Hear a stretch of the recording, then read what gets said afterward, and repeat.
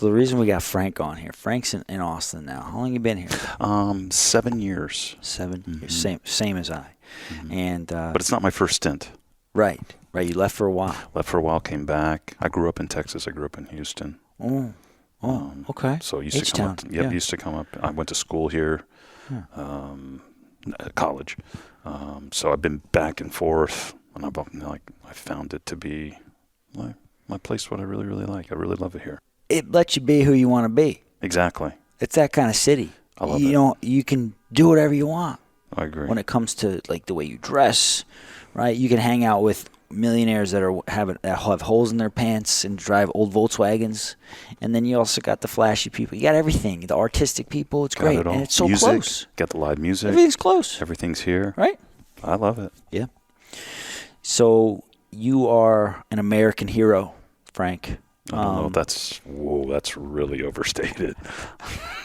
And right. It's a rightful response because I'm sure in the organization that you grew up through teaches humility. So it's probably hard to accept There's a lot of others like that. Yeah. Right? Yeah. In the Navy SEAL program, mind you, I didn't become a SEAL. I was just in the program for 8 months to become one. They always taught us the principle of being the silent professional, which is a great concept. Concur. Yeah. Be the warrior in the garden that carries a huge sword but doesn't need to chop anything down because he's got that sword and people don't mess with him. Anyways, there's people that look up to you, I'm sure, especially the young bucks of the world that want to get into the special operations field. Okay. Have you had conversations with kids like that? Only a few. Only a few, right? Only a few. Were they super jazzed to talk with you about it?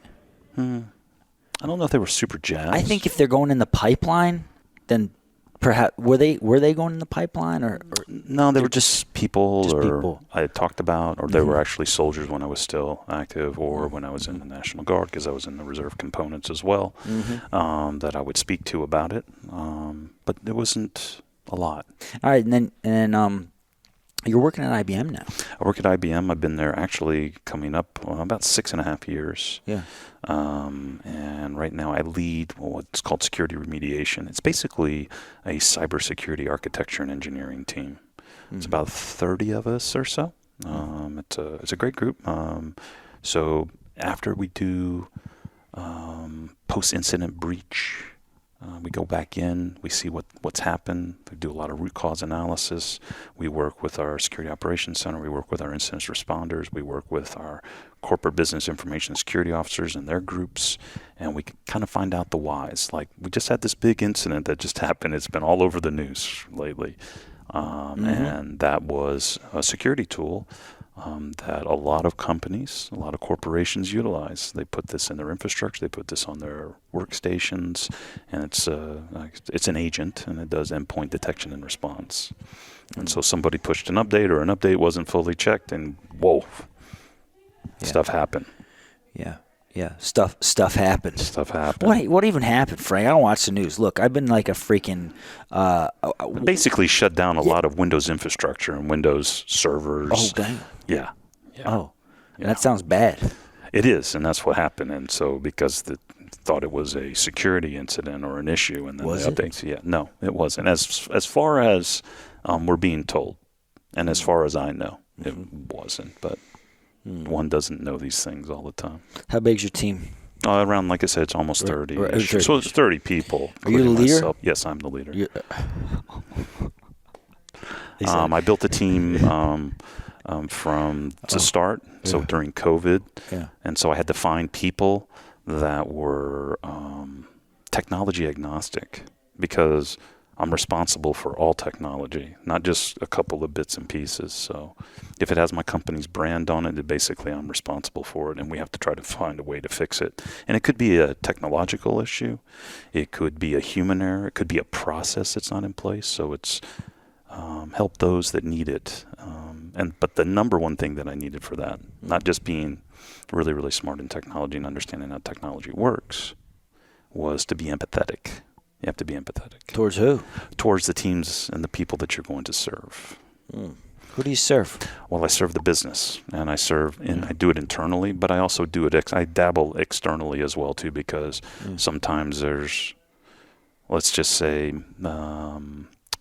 I'm trying to put it in the best way, where we might be maintaining pieces of infrastructure for a client. Yeah. And so we're responsible for the pieces of infrastructure, but we need to coordinate with the client because the client's running data and running services through that various technology, whatever it may be. It could be an API, it could be a server, it could be an operating system, it could be all these different things. Yeah, you might as well be speaking Chinese. Exactly. So we have to go down really, really deep to understand what the issues are. Okay. And then we have to rebuild. So we can rebuild, we can assist, we can put hands on keyboards. So they're not only are they technical, they're great communicators as well too. They're empathetic. They're rock stars. Okay. So my team's a bunch of great. I'm sure you tell them that.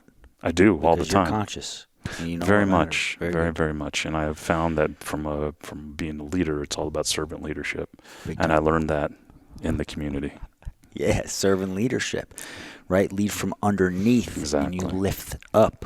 Exactly. I have a saying that my shadow will never be cast upon my team members, meaning I will be out of their way, let them shine, give them the stage, throw them into the deep water to see if they can swim, like when you went through Buds, or when you went through the pipeline. Well, yeah, when you Buds, you know how that all is. A lot of water. A lot of water. Got to learn how to tread water and not panic. Right? That was the worst part, I know, dude. right? That's literally I the know. worst part. Like you're drowning. Yeah. It sucks. I know. Your hands are tied behind your back. I know. It's the worst. I know. We can get into this story later, but for a period of time, I was in the military. Well, on the Army side, we had what was called drown proofing, and I was the drown proofing non-commissioned officer. I did that for like an entire summer. I was rehabilitating. I broke my foot in selection, and all this other stuff had happened. So I needed to continue to do my PT and what have you. So I was at the pool all the time, and I was swimming all the time. I'm like, we're going to make this guy the drown proofing NCO. So I would run people through that, and I'd run regular Army soldiers and all these other folks through that. And we tied our hands behind our backs. We did all of the things simulating what it's going to be like out in open water, what you need to do, all the good stuff. So that was really, really good training during that time frame. What was the hardest thing for you?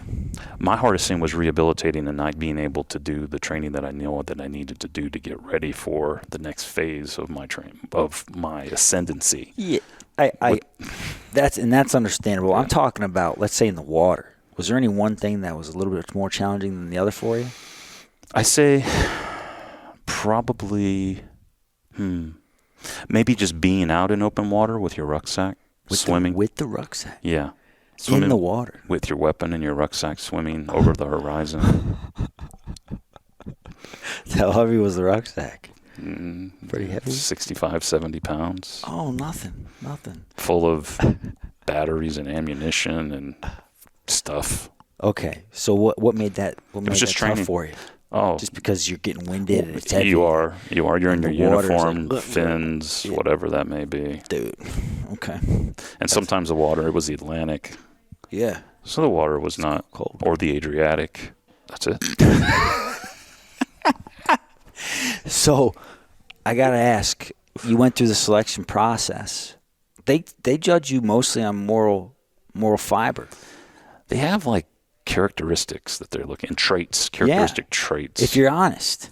100%. If you're dishonest, you're done. Integrity is the number one thing. It's the number one thing. It's the number one. Well, I think they're all, but integrity. They're all number one. Yeah, integrity is a huge trait, and that's what I look for actually when I was building this team in corporate America. Yeah. Is the traits of special operators. Right. Because I don't even care about your technological skills. If you have these traits, you can be taught. You can adapt. Yeah. Because I've seen it. I've seen people be like, hell, that was for me. Yeah. I started the process when I was like 21, 22. So I was really young. Dude. I was really young.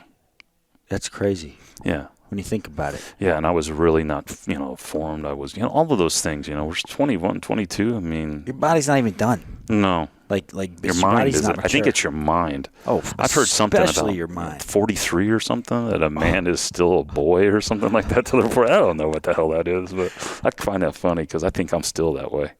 And I have parts of me that are like that. Now look, you got characters like Jocko out there. Okay, Mm-hmm. That guy smiles at some really interesting things. Mm-hmm. He laughs at things that the common person might not think are funny. You seem to be like a lighthearted, happy-go-lucky kind of guy, Frank. Totally. Yeah. Were you like this when you were in the service? No, it was very intense. But I had a really, really jovial side of me. You were intense, right? We all were intense. You had to be intense. You had to be. But you had to be able to turn it on like a light switch. Yes. You have to know when to relax, and you have to know when to turn it on. And energy management is huge with any endeavor. Right? I think I did this subconsciously, though. And I think it was more of a mirroring thing. what am I looking for? I think I told you something before we started recording. So do it. I think I'm more aware of my surroundings much more these days. I mean, it's everything. It's like metaphysical and all this other stuff. But I think when I was in, I had a different type of awareness. And some people I think would even call it hypervigilance. Yeah. Because you're built that way. You're trained that way. Your head's on a swivel all the time. You're like a sponge. You're collecting every piece of information and how that relates to, the mission and protecting the people, So, right. You said you're built that way. Who's built that way to be hypervigilant? Special operators. And I didn't realize this till later in life. So this is just my personal opinion. Yeah. But we're picked for a reason. Head on a swivel. Yeah, but we're picked for a reason. Yeah. I always tell people, you don't pick that profession. Like, I want to be a Green Beret. I want to be a Navy SEAL. I want to be a Marine, Force Recon, Raider, whatever. Yeah. I don't pick that profession. Profession picks you. Right. Because you have to be of this certain trait. You have to have a certain upbringing, I believe, a certain background.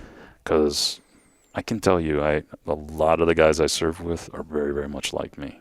I didn't totally get this for a long time. Let me ask you something. Do you think anger has anything to do with that? You think anger is a part of their I don't know. I think anger. fabric? I think anger. Let's call it angst, not anger. Okay. Because I think anger can be bad. It can be. Very it's still bad. energy, though. It is energy, You but can it's use it. being able to force that energy in a certain direction. But I think it's angst. Okay. And I think it's angst because the one thing that I've realized about that community and about the people is that the bonds, it's like there's nobody else in the world other than those 10, 12 guys. Right. And it doesn't matter what you're up 10, against. 12. 10 or 12 guys. Or whatever operation you're doing. Yeah. It could be one or two. Yeah. You could be on a split team. You could be yourself. Yeah. So what's the organizational chart look like? That you said there's 4 or 5 groups. How many dudes in a group? That depends too. That all changes. What about it could be right like now? 300 per, like 3 battalions. It could be less than 1,000 like operators. The SEALs, I think there's 1,000, Yeah. give or take, right? Yeah, I think right I now. think total special operations community in the Army is 5,000. 5,000. It's like that. There's different. Again, and it depends on what we're calling and what we're saying. So don't quote me on that. I don't know. This was my time when I left. I retired in 2011. 2011. Okay. So, but like I said, it just depends. Yeah. But it's small. It's a very small community. And like we were saying, integrity is everything. It's your bond because your reputation will be way ahead of you. So people will know. People will know who you are. Yeah, I watched this cool graph drawn out by a Navy SEAL. I think maybe an instructor or just somebody in the admin, whatever it was. Anyways, he said that they want they'd rather have a good operator that they can trust with their wife than a great operator that they can't. Yeah. Yeah. So trust is huge. Trust is massive. Matter of fact, I know a guy that I went to Buds with who got kicked out for freaking lying. Oh, you'll be gone. For lying. You'll be gone. Like, what are you, 10 years old? You lying to your buddies? Why? You'll be gone. What do you want to lie for? Yeah. About stupid stuff. It is. About dumb stuff. Like, the other day I was hooking up with these chicks. Like, great, bro, you're lying. We could tell. And it's like, I guess it begs the question, where else are you lying? Well, that's the right? other thing. What are you capable of? I never ever saw anything like that. Yeah. But I do know that an integrity violation was it. If you had an integrity violation during training or you weren't, truthful about what had happened, it's a huge deal. And because, like you said, it's when it's all said and done, it's just you and the team. Yeah. You close with these buddies? Yeah, actually, I'm going to we have a yearly get-together in the Outer Banks, so I'm heading there in August. Wow. Yeah, it's our thing. We just started doing that a couple of years ago. It's great. Guys only? Guys and wives and girlfriends. Yeah. Well, that sounds great. Yeah. Next month, you're hitting it up. Yeah. Looking forward to it. And then, you got out 2011 and you entered. Did you get right into the software space? That's another question. That'll be. Well, I'll say. Let's just say that before I got out, I was. I remember I told you I was in the National Guard and Reserves. I'll just say that I was a member. Yeah. Of a unit and responsible for a few things. So that's where iconic. Yeah, but I was always a kid that always loved to dabble. I liked computers when I was a kid, and that was like I grew up, a long time ago. So computers they weren't like they're not as prolific in things, phones, stuff like that. So I always was a very inquisitive kid. I like to break things. I like to build things. So it just. Yeah, I was wondering how you got into the field you're in at IBM, going from special operations to that. Well, you have that other side where I was responsible, and also when I was in the Army, I was cross trained. I always loved the communication side and the technology side. So we had a lot of pieces of technology that we were responsible for and we utilized on the battlefield as well as in training. Like what though? GPS is comms radio, the first iterations of the internet as well, but also communicating via multiple forms of like waves of communication. So Fox Mic or FM, high frequency HF, UHF, SATCOM, all these things. So I became very, very skilled in that area because communications is like the number one thing. You got to be able to communicate, so it's always good to know how to use your equipment. And we always had a lot of radio equipment. What was the coolest piece of equipment at the time for you? I said, wow, this is awesome. I get to use this. It's so funny because I think it's the GPS, when the GPS first came out. What? Literally when the GPS first came out. I'm that old. Yeah, I think I remember. Okay. Yeah, I remember 90s. I got a GPS for my car, and it was the best thing ever. Yeah. I could go to my grandma's house now. Okay, anyway, so. But that and then you got to use the GPS and program the GPS. And they weren't like they're not embedded like they were. They were like handheld devices. Yeah. Okay. And so how fun. So where are you going with your GPS though? We'd use them. We'd take them along with us. On the mountains though. In the mountains, in the air. Right. So as that's a passenger. That's the thing. We don't get the GPS that you get. Yeah, different. You're going up, down, in the air. You're taking it in the water. Stuff. Exactly. That's it. Remember the Army, it's air, sea, and land. So we have responsibility for all of those. Wow. Okay. All right. So, but then I would think the second piece would be SATCOM, the satellite communication piece. And you like that? Yeah, I love that. How come? I think maybe sending your communications up through a satellite and then using the satellites as relay to get it clear across the world. That was actually pretty cool. We're typing up on a little keyboard or a small computer. Yeah. You're setting up an antenna. You're hitting the angles right. There's all these things that go with it. So, whoa. Yeah, it's just not like picking up a phone. No. And you have to do it covertly as well too. So that's the other piece of all this. And usually at night. It's a big deal. Yeah. So that stuff was like amazing. Especially if you like that stuff growing up. Being techie. It. Yeah. It was good. I really liked it. What I think's fascinating. Yeah. With a lot of team guys or special forces guys, they do have that techie side. Oh. Right? They're very smart. Yeah, they like the tactical and the intelligence piece. Not just let me go bang down some doors and take care of business. No. There's everything else that comes with it. You're probably seeing some of the greatest warriors, smartest warriors, most in shape warriors. At least I always like, Olympic athletes and people with 150 plus IQs that are warriors. Yeah. Well, plus now we have all that technology. Yeah, all the technology has to be managed. That too, but to help them become better now, right? You take what I'm getting at is take warriors from 500 years ago. What kind of they couldn't go on YouTube and learn how to be the best athlete ever. They would run because they knew that running is good. Now it's like leveled up, 10x, right? Plus the military backing to drive all that forward. It's like, holy crap, these are real people, folks. These are real people. Real people. And you're one of them, Frank. Was. Yeah. Were. Yeah. Okay. All right. But again, I would say the breed of warrior that's out there today is 10x me. Well, And I always felt that I was a laggard. In what way? I think those are my regrets. I think when I was... You regretted it? I regretted not being a better professional. I thought I could always be better. Maybe this is what we were talking about earlier. There's that perfectionism, always wanting to be better. I think that's what it always is. Because when you're around a bunch of type A's and a bunch of great people, and you're always trying to better yourself, it's kind of trying to be the best of the best. Right. And it's not easy to do it with these people that you're with. Because sometimes, like I said, you don't even have a chance. Yeah, it's out of your control. So like I said, I think if I would have been a little bit more cognizant of it, not saying that I wasn't, but at the same time, now if I knew what I knew now, I would do it differently. Dang. Yeah. Yeah, man. I remember when I graduated boot camp, I was just so bummed that boot camp was over because I wanted to do better. I felt like I could learn more. I was so, like, the last day of boot camp. You were sad? Yeah. I was like, that's it. Truly. I was like, I'm not done growing.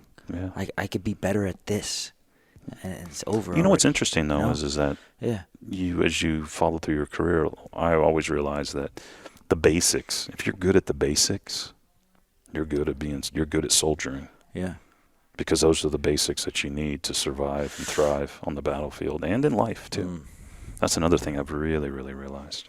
And if you have those basic skills, and if you could do that, just even, 10% of that in the corporate world, right, you'll be amazing. Right.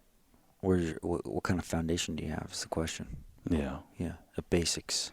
Foundation. Or maybe you're taught, though, that because maybe you're not given that. Or you come from a world that we don't know. We can't understand that. So, that's the big challenge of, molding a force, molding a person, is you're coming from a different background.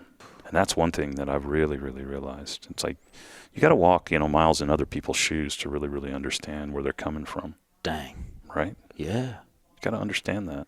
Because people come from different places. They have different values. Yeah, I think the military really helps with that. That's what I'm saying. Yeah. That's a great thing because you get to meet people from all walks of life. Yeah. And that was really good. And you get to understand where they are. I think I came from a pretty good place. In Houston. Yeah, but, there were other things that I've learned later down the road that maybe not so much. Maybe more emotionally, mentally. A little foreshadowing on what's and this is true. This is where I've been on. This is my path right now. Yeah.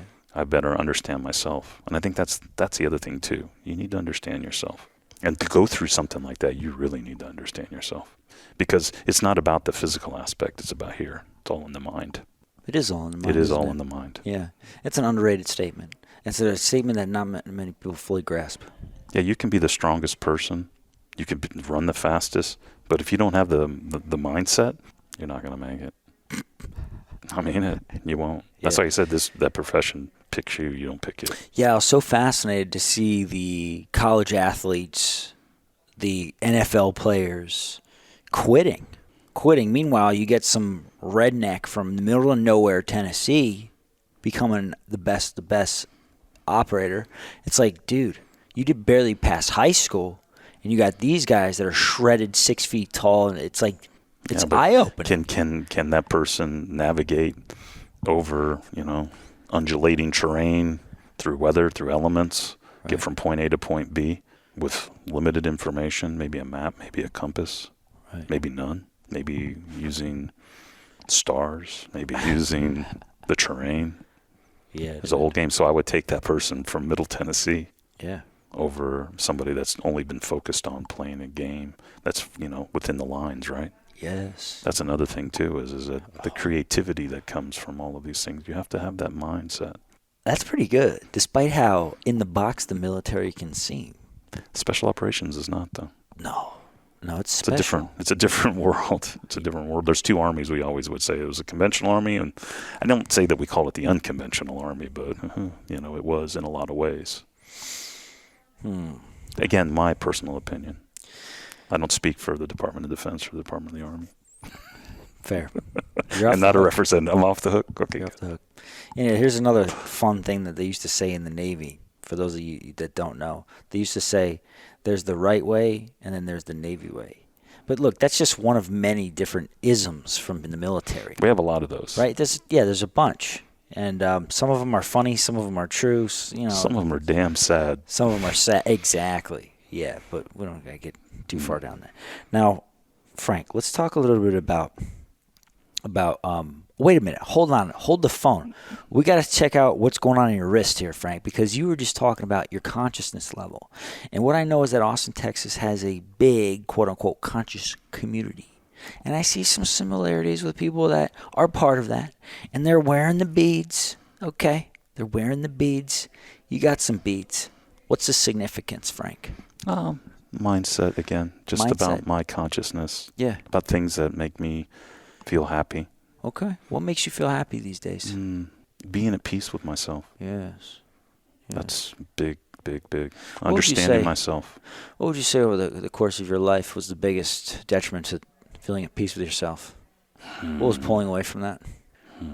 Probably understanding why I was the way I was. What do you mean understanding? So once you understood it, then the peace went away? Well, I'm still in that process. Or you were trying to understand. You're frustrated, that. Therefore the peace goes away. Trying to understand and not really understanding why I was the way I was. Seriously? Seriously. Which way were you?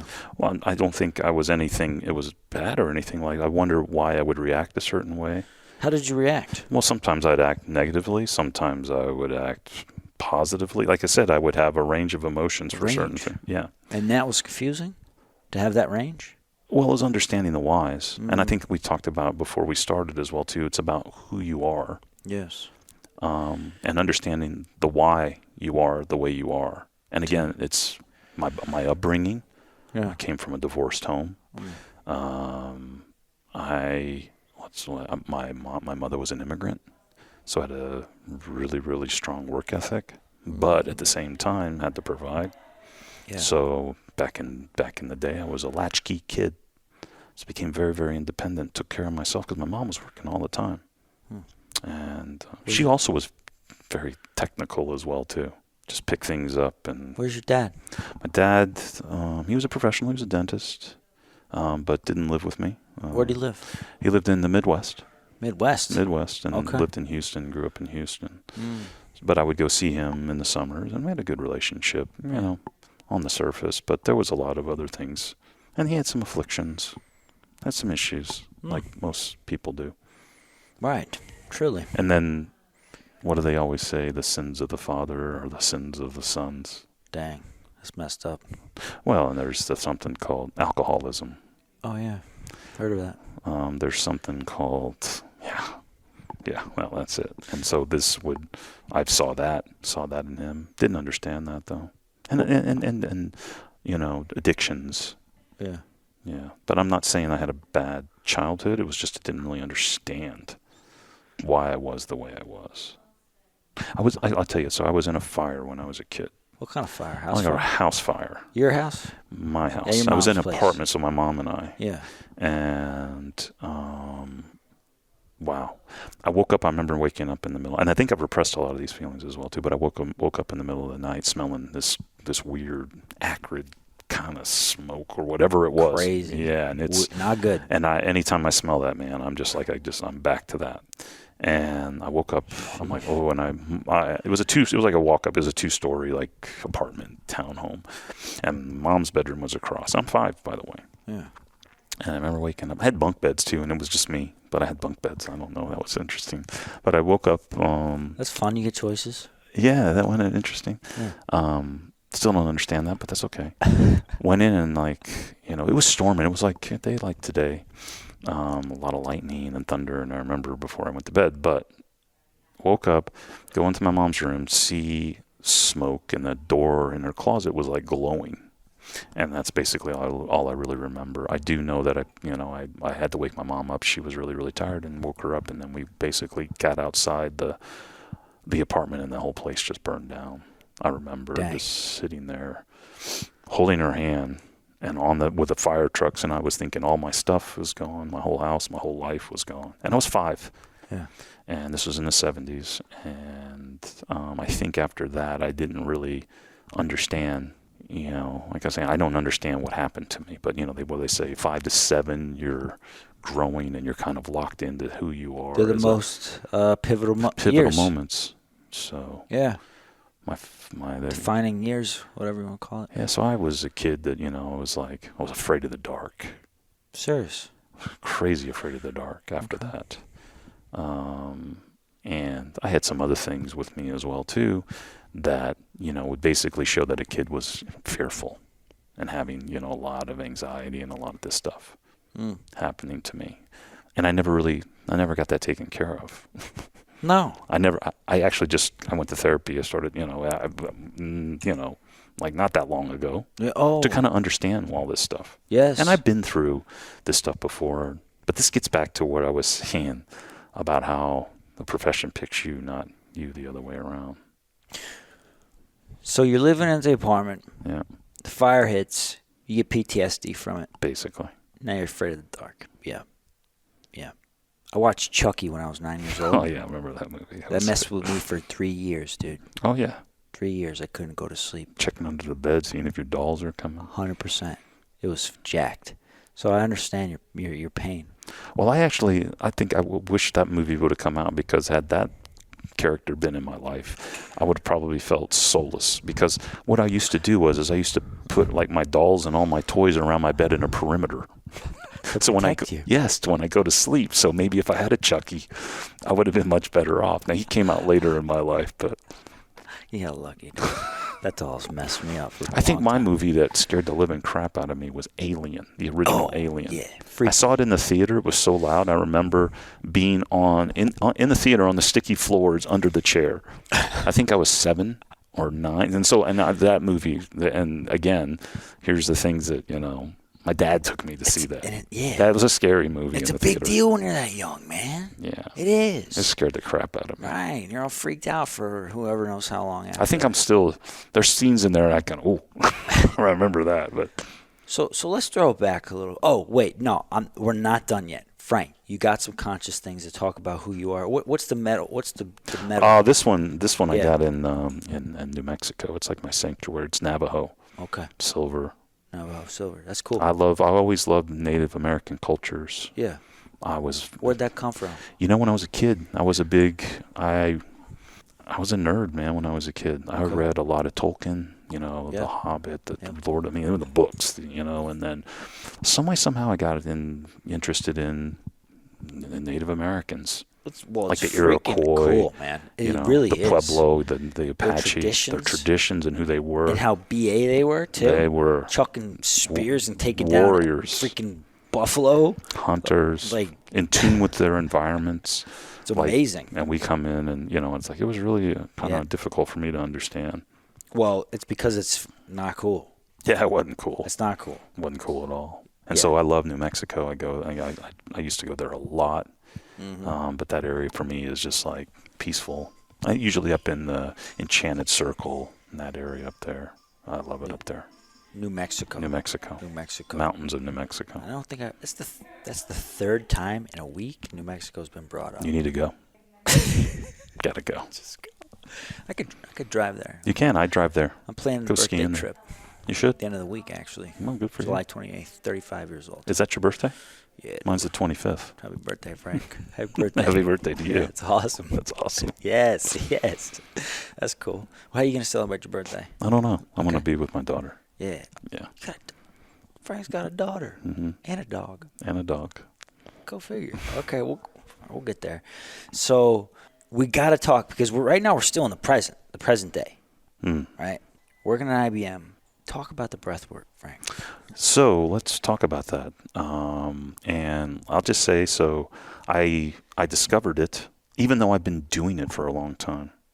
Box breathing and other things to calm myself down. Never really knew what the heck I was doing. Also, when I was shooting, breathing is a part of shooting and still in your mind, still in your body.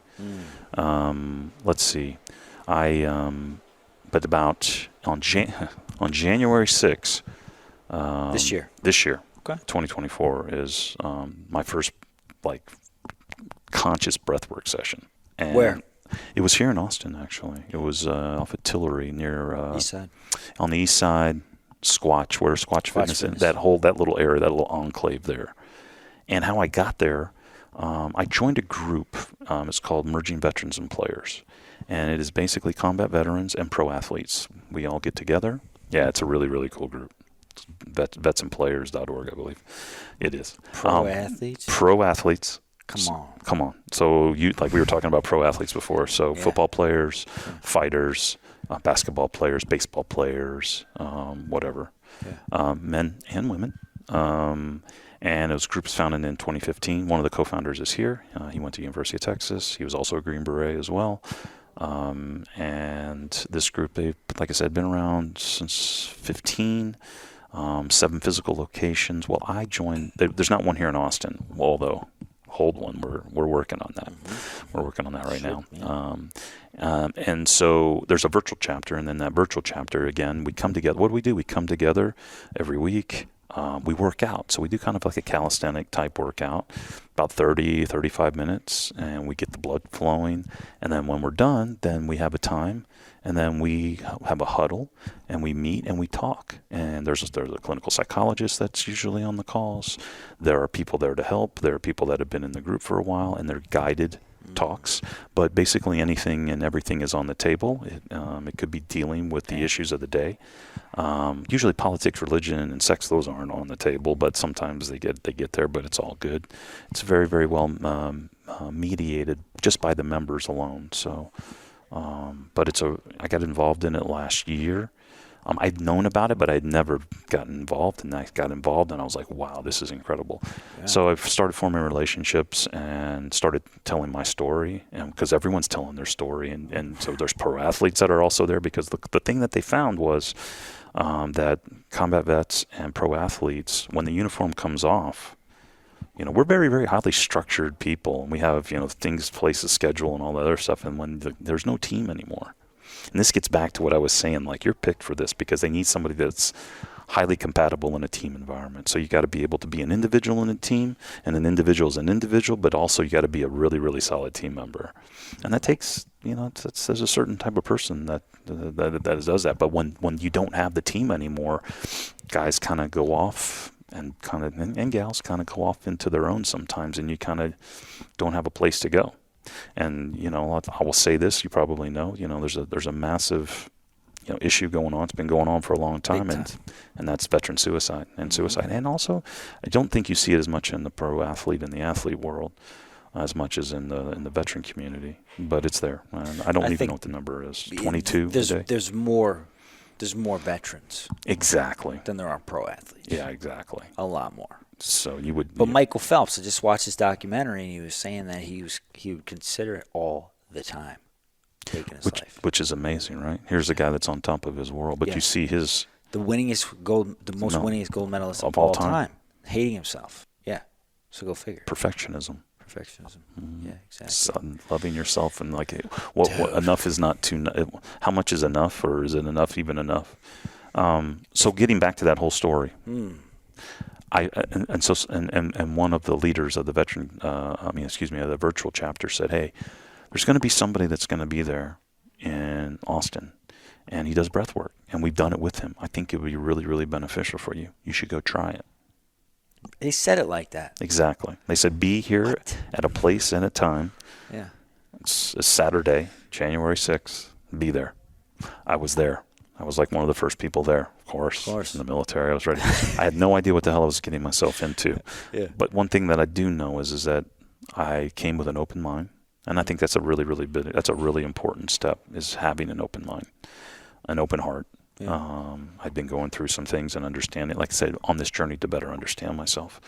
I walked in the door. I met the facilitator. He's an incredible. He was also former pro football player. Big personality.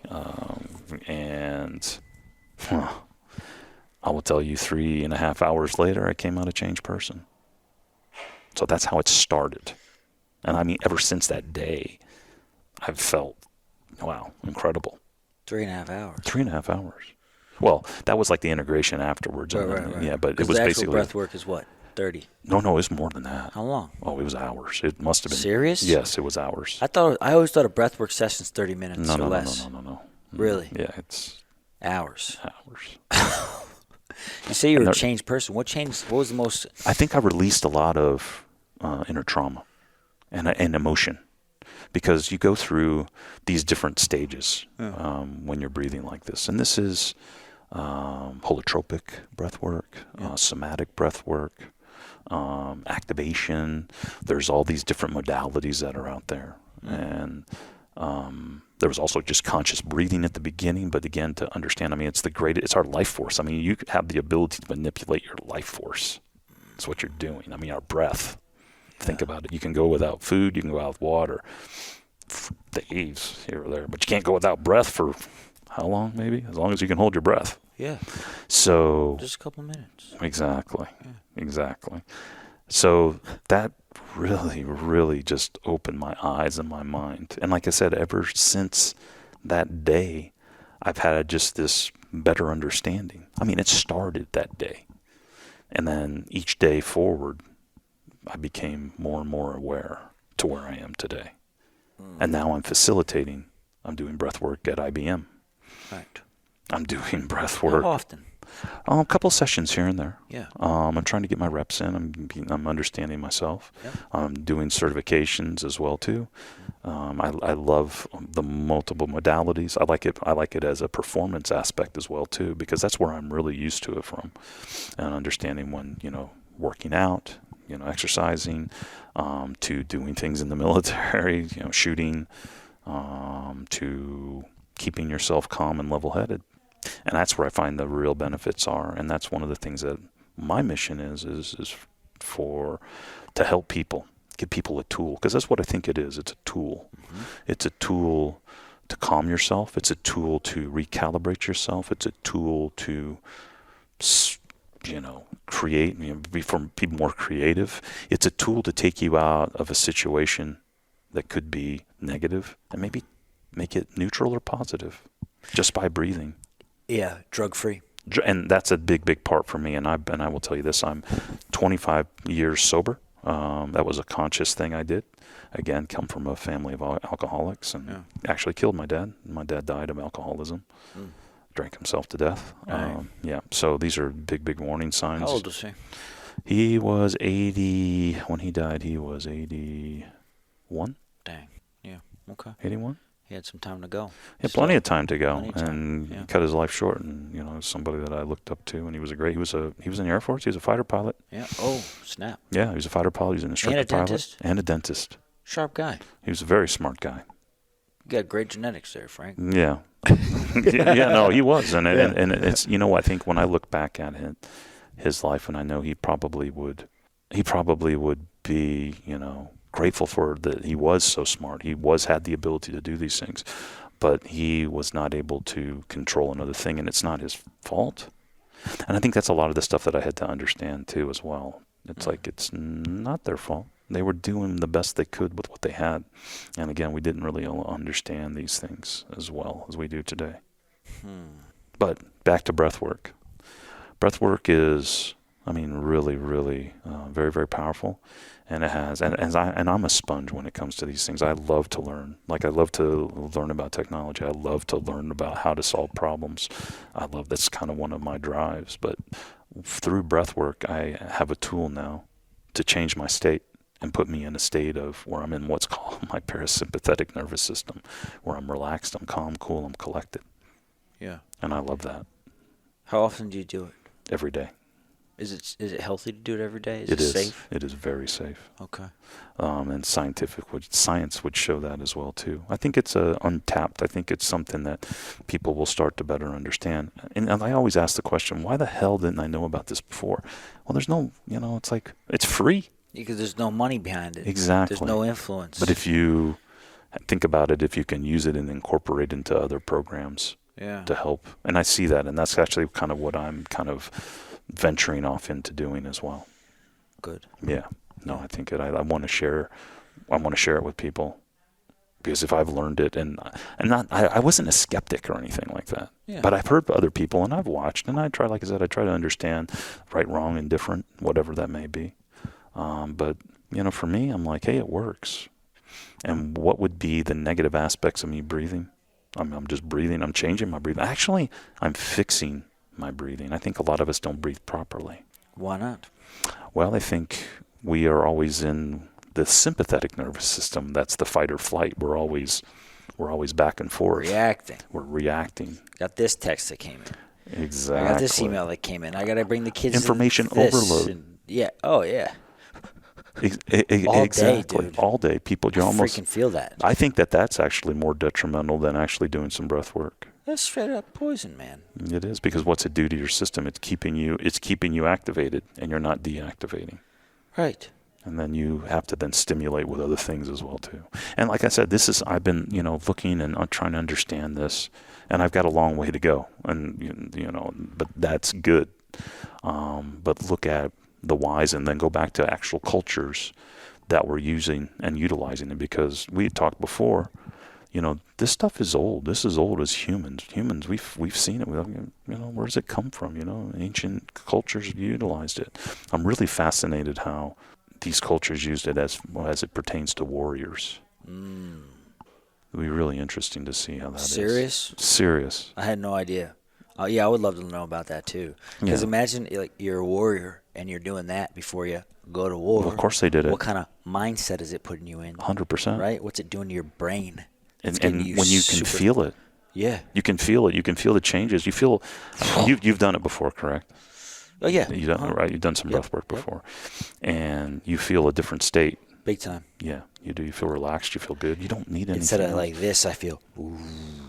That's good. Yeah, that's how I feel all the time. I do breath work without thinking about it, kind of like you were saying in the military. I think when I am lifting weights. Yep. Yeah, when I'm going breathing through your nose. Super heavy. Yeah, big time. Right, and getting that. That's the feeling, and that's why I'm saying there's so many different modalities, and you can do different breath work techniques to do different things for yourself. Right. Activation, deactivation. If you want to, get to the holotropic, and get off into these trips and the quantum. Yeah, and then the quantum. Getting into the third eye and getting into what people would call hyperventilation and all this other stuff. But again, I think this is all nothing that's not safe. Now, granted, I think there are things if you have heart disease, you're pregnant, you have epilepsy, you have personality disorders, and all these there's a bunch of them. Well, yeah, just like you shouldn't take a certain medicine if you got those things, right? Exactly. To every fray, there's a fro. Right. Be careful with what you're doing. Exactly. You can get hurt walking if you're walking wrong. And I think it's okay? Exactly. And I think when I've had a couple of sessions where I need to understand if that's there. So it's always something that you put out. And it's all about safety.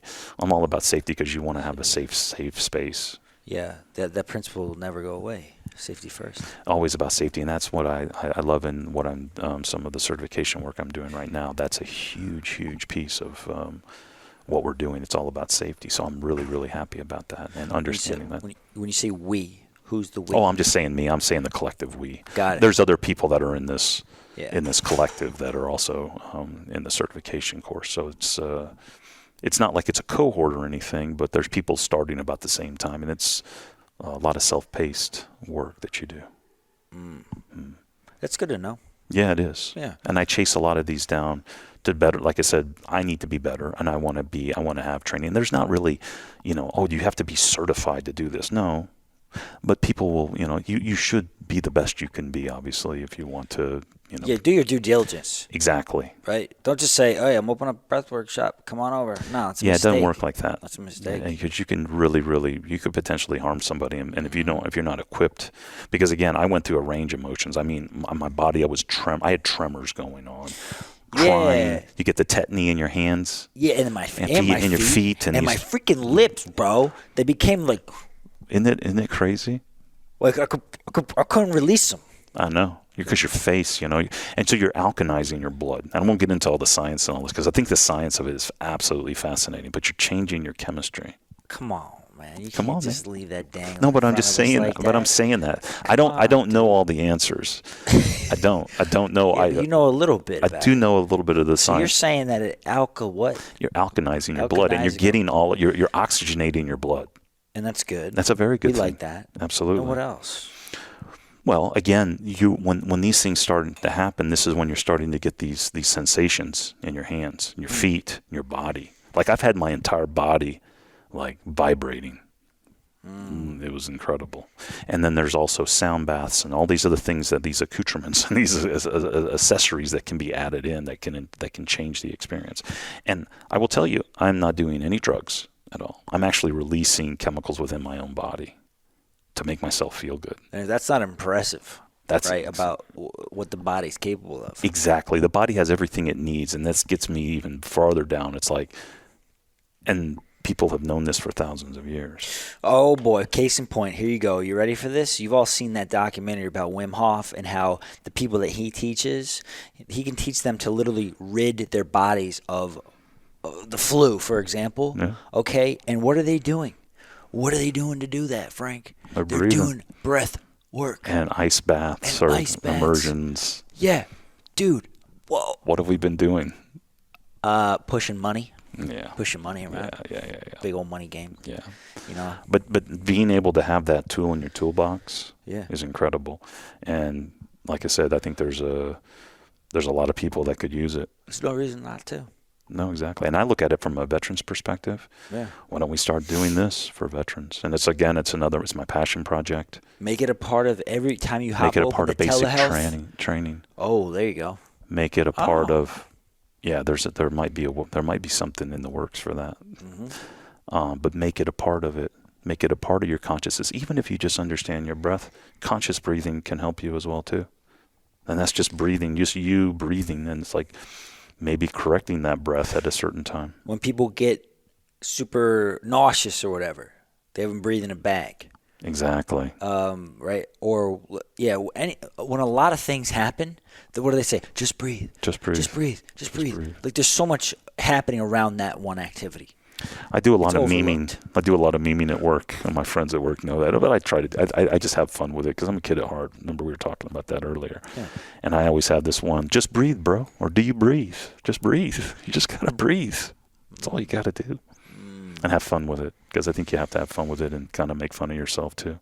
Yeah, don't take everything so seriously. Yeah. Have a good time. If you're not having fun, what's the point? But I will tell you, and the people that were there at that breathwork session, my first breathwork session, I was a mess. And I went through journeys and things. I had these, visions. I saw things that, like, I thought I saw people that I knew. I felt I died. I literally died. And I had a complete out-of-body experience. And it was like, oh, you should go back now. And probably it was the voice. It's like, come back. Because you go off into places. And I went into some places. But I had a lot of, like I said, pent up, or trauma. And let's say, hey, I was in the military for 24 years. I was in law enforcement, and I had my childhood. So you see a lot of things that a person shouldn't have to see. Yeah. A human person. A person. Interestingly enough, my last breathwork session, I had a chronological episode when I went into the quantum. I did. I went up there. It was like I was dreaming. Okay, and it was a flashback, but it was an incredible chronological order from present to past, all the way to when I was a little kid. It was weird, man. But it happened. So this is you're tapping into your subconscious. Your subconscious is that, and it's got it. You got your file structure. So vivid. It's incredible, right? Yeah. Let me ask you something. So during the quantum, I'm not familiar with that term. Is this like you were like? It's like you're dreaming. Got you. But you just did your breath work. Yeah, so you're in that phase after you've done some breath holds and some techniques. Yes. Where you're just relaxed and you're going through that space. Yes. Yeah, that integration and nothing space. else. You're not really conscious of what's going on to your left and to your right, unless somebody says, "Hey, snap out." There's usually music going on in the background, or there's a sound bath, or something else is going on in the background as well too. That's right. Yep. But you don't even know what the heck that is. You can't even hear it because you're so focused. Exactly. Yeah, I've had some incredible visions. Yeah. I've had some that are, I think, manifestations as well too, potentially, and then what that may be. It's like, why am I seeing this? And then maybe something has happened later in a couple days that kind of made sense. It's pretty cool. Yeah, it is very cool. Let's tie off the breath piece real Sure. quick here with this note I heard somebody on TikTok or something, one of those famous people said that all CEOs or great speakers have something in common. Or maybe it's all athletes. Whatever it was is that they know how to breathe. Ooh. I don't remember the subcategory of people, if it was athletes or if it was professional speakers or if it was CEOs or whatever. But he said that they all know how to breathe properly. Man, this is perfect to keep them calm, cool, and the tempest in the teapot, right? Yes, and they're the best and the best. People look up to them, right? Because they can breathe. So obviously they're public facing often. They need to be able to manage their breath to be able to deliver the performance, right? 1,000%. And again, it boils down to the breath. That actually is a really good segue for what I'm doing, and that is that to be able to do breath work at work. So breath work at work. Right. And I see it from the perspective in the work that I do currently. It's an operational type role. It's cybersecurity, but and it could work in any places. Is that people are being, you got a lot of responsibilities, and you go in and out through your day. A lot of things happen. Think about if you could change or be able to better understand your feelings, better understand to deal with situations. If you could do it within 5 minutes. If you could do it in 20 minutes, you could change the outcome of a day. You could change the outcome of a negotiation. You could change the outcome of an interaction. Think if we were more conscious about that. And it only takes, maybe 2 minutes. Think about that. It only can take 2 minutes to deactivate yourself. Yeah. It could even be less. It could be a minute. They say to go into your parasympathetic nervous system to get into that digest and relax mode where you're relaxed, you're calm, cool, collected. Probably like a lot of these folks that you're talking about or that they're talking about on TikTok, these people. Yeah. You're breathing 4 to 6 times a minute. Yep. Great skill to practice. Yeah. Especially husbands and wives that tend to get in arguments. 100%. Or right. You get in an argument at work. Ooh. Be a bad day. It could be a very bad day. It could be with a client, a customer, or whatever. It could just be a misinterpretation. But I see a lot of this because in the work that I'm in, like I said, there's a lot of demands, and there's less people right now. And there's a lot of technology, and there's a lot of things that you're responsible for, and being able to pivot in the day. So what I look at is that how can you do that? How could you do that in a corporate environment instead of doing, like you said, the full on, 3 hours? You can't do a 3-hour breathwork session, but could someone be trained and someone be able to have the skills to be able to do it, at their desk, sitting up with all of the things that are going around them, or go to a quiet space, shared work, whatever that may be, and be able to do this. I know it's possible because I've done it, and I see it. So this is the path that I've been looking at and definitely going to do. Yeah. Yeah. And when you think about the benefits of exercise, there's 2 things that happen that help people. It's getting the heart rate going. Okay. That helps you get a little more energized, a little more focused. And then when you're breathing a certain way, you're going, it kind of resets you. Mm-hmm. Right? So you're hitting one of those. I don't know if breath work increases your heart rate. It does. It can. You can have activation. It's a certain way that you're breathing. Okay. If you're exhaling, you just continue to exhale. You can activate yourself very quickly. So you get the benefits of doing a workout, right? Yeah. But you're sitting down. Exactly. Not moving, going anywhere, which is so convenient. Think about all the muscles that you have around your diaphragm. Your diaphragm is it's your life force, right? Yeah. And when you're exhaling, and you exhale and you hold that exhale, or you do a longer exhale than normal, say you breathe in for 4 seconds and exhale for 8 seconds, and then you're squeezing out that breath out of you, up. Right? Yeah. And that's actually really good though. And again, you're building more muscles. You're strengthening your core. So I think anybody listening to this should definitely inquire about breath work. 100%. I think that what happened is, when you look at the big picture, we're kind of overcomplicating things right now in civilization. Where back in the day, we really didn't have much. You had to have a horse. Then all of a sudden, we got a wheel. Whoever invented that wheel was like, wow, a wheel, okay? And then what happened next? A light bulb. Oh, my God. But, all right, now we're super advanced. We're overcomplicating things. And probably because breath work doesn't cost. It's like, really? Yeah, think about it. It's zero cost. Yeah. We got these ginormous corporations that are, making things to make you feel better. Just take a pill. Yeah, exactly. Or we have these other, medicines, or we have, these other things that are out there. And this is kind of another point that I was talking about earlier, is about being sober. Mushrooms, ayahuasca, peyote, anything else, that can give you maybe that psychedelic. You don't need those either. You could get it through breath work by activating yourself. Yeah. Yeah, so it's like, it almost seems too good to be true in this world that we live in. But again, if you develop a practice, like I couldn't meditate before. Everyone's like, "Oh, you got to meditate." I'm like, my mind was just like not able to. Or I just couldn't. I just wanted to go. Yeah.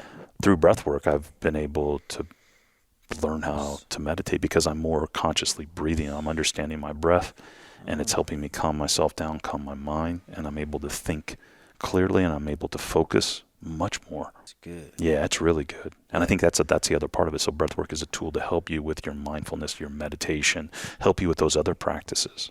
Nothing but positive results from the breathwork. Totally. Yeah. That's what I'm saying. It's like through that. But again, it's just a tool. And so for those that don't live in Austin, that can't hit up Frank or what have you, that live in the middle of nowhere, don't have a local breathwork practitioner, you can go on YouTube, okay? Mm-hmm. Go on YouTube. Watch a 10-minute morning breathwork session. Do it, and it's going to change your day. There's no doubt about it. 100%. I've done it. I did it 2 weeks ago, twice, before I left for Paris. And, yeah, it's amazing. I had my team do it. I hopped on a Zoom call on the team for the Power Up. I said, guys, we're going to switch up our morning routine today. Bear with me now. I push play, and they're all like, whoa, dude, awesome. Isn't it good? Yeah, it's great. And everyone's kind of in a good state, like, man, I feel great. Yes. Right? Yes. So much zen at the office. Right. That's actually a good thing because I think we actually become more productive. We become better employees, become better teammates, become better people. Yeah. Yeah. Interesting about frequencies, right? I wonder if it brings us all into the same frequency and allows us to connect better. Yeah, there's a big thing. That's a whole other game too. Not game. That's a whole other thing that I've been looking into with the different 432 megahertz or hertz. All of this stuff. 700 and whatever. There's so many you're different. Talking about the sounds. The sounds. Yeah. I go on YouTube and type in like chill out frequency, and it's like 555 hertz. Exactly. To reset your brain. Exactly. Like, what? But think about that, and I actually get yet again not a skeptic, open-minded. When they happen, when it happens to you, and you feel those vibrations, like I told you, I've had my body feel like I'm like buzzing, like completely, almost like. What is up with that? Man. I was in Costa Rica, and I had a retreat. It was all on breathwork and mindfulness, and we were doing multiple days, multiple iterations per day of breath work. And slowly but surely I got to this state. Now, it was a blue zone, one of these blue zones I'm sure you've heard of. What does that mean? So the blue zone is like if they've identified, I don't know if it's scientific.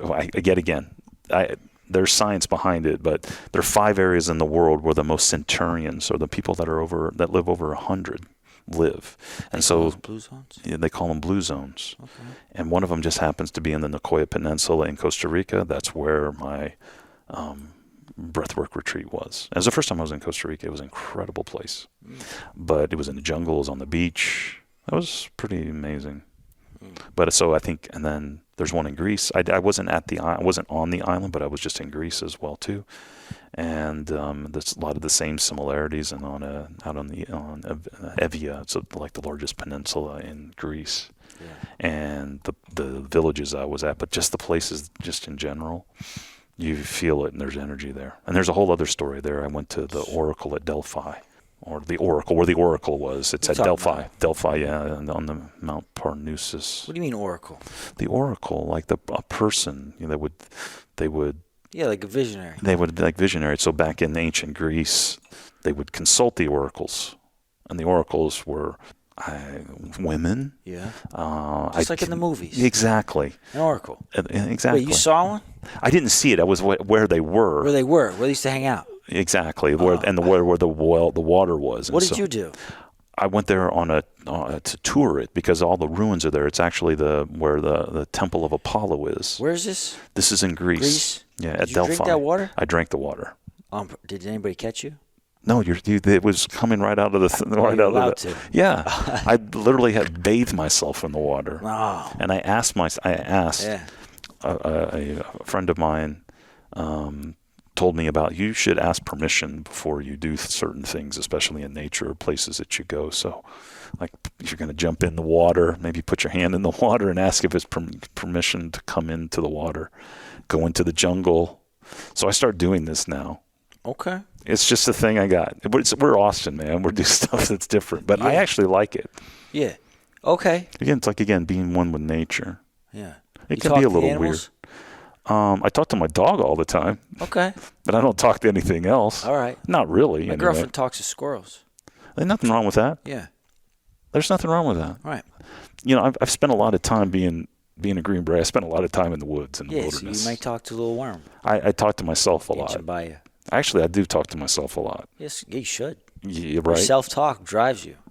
You should talk to yourself. It just depends on what you're saying.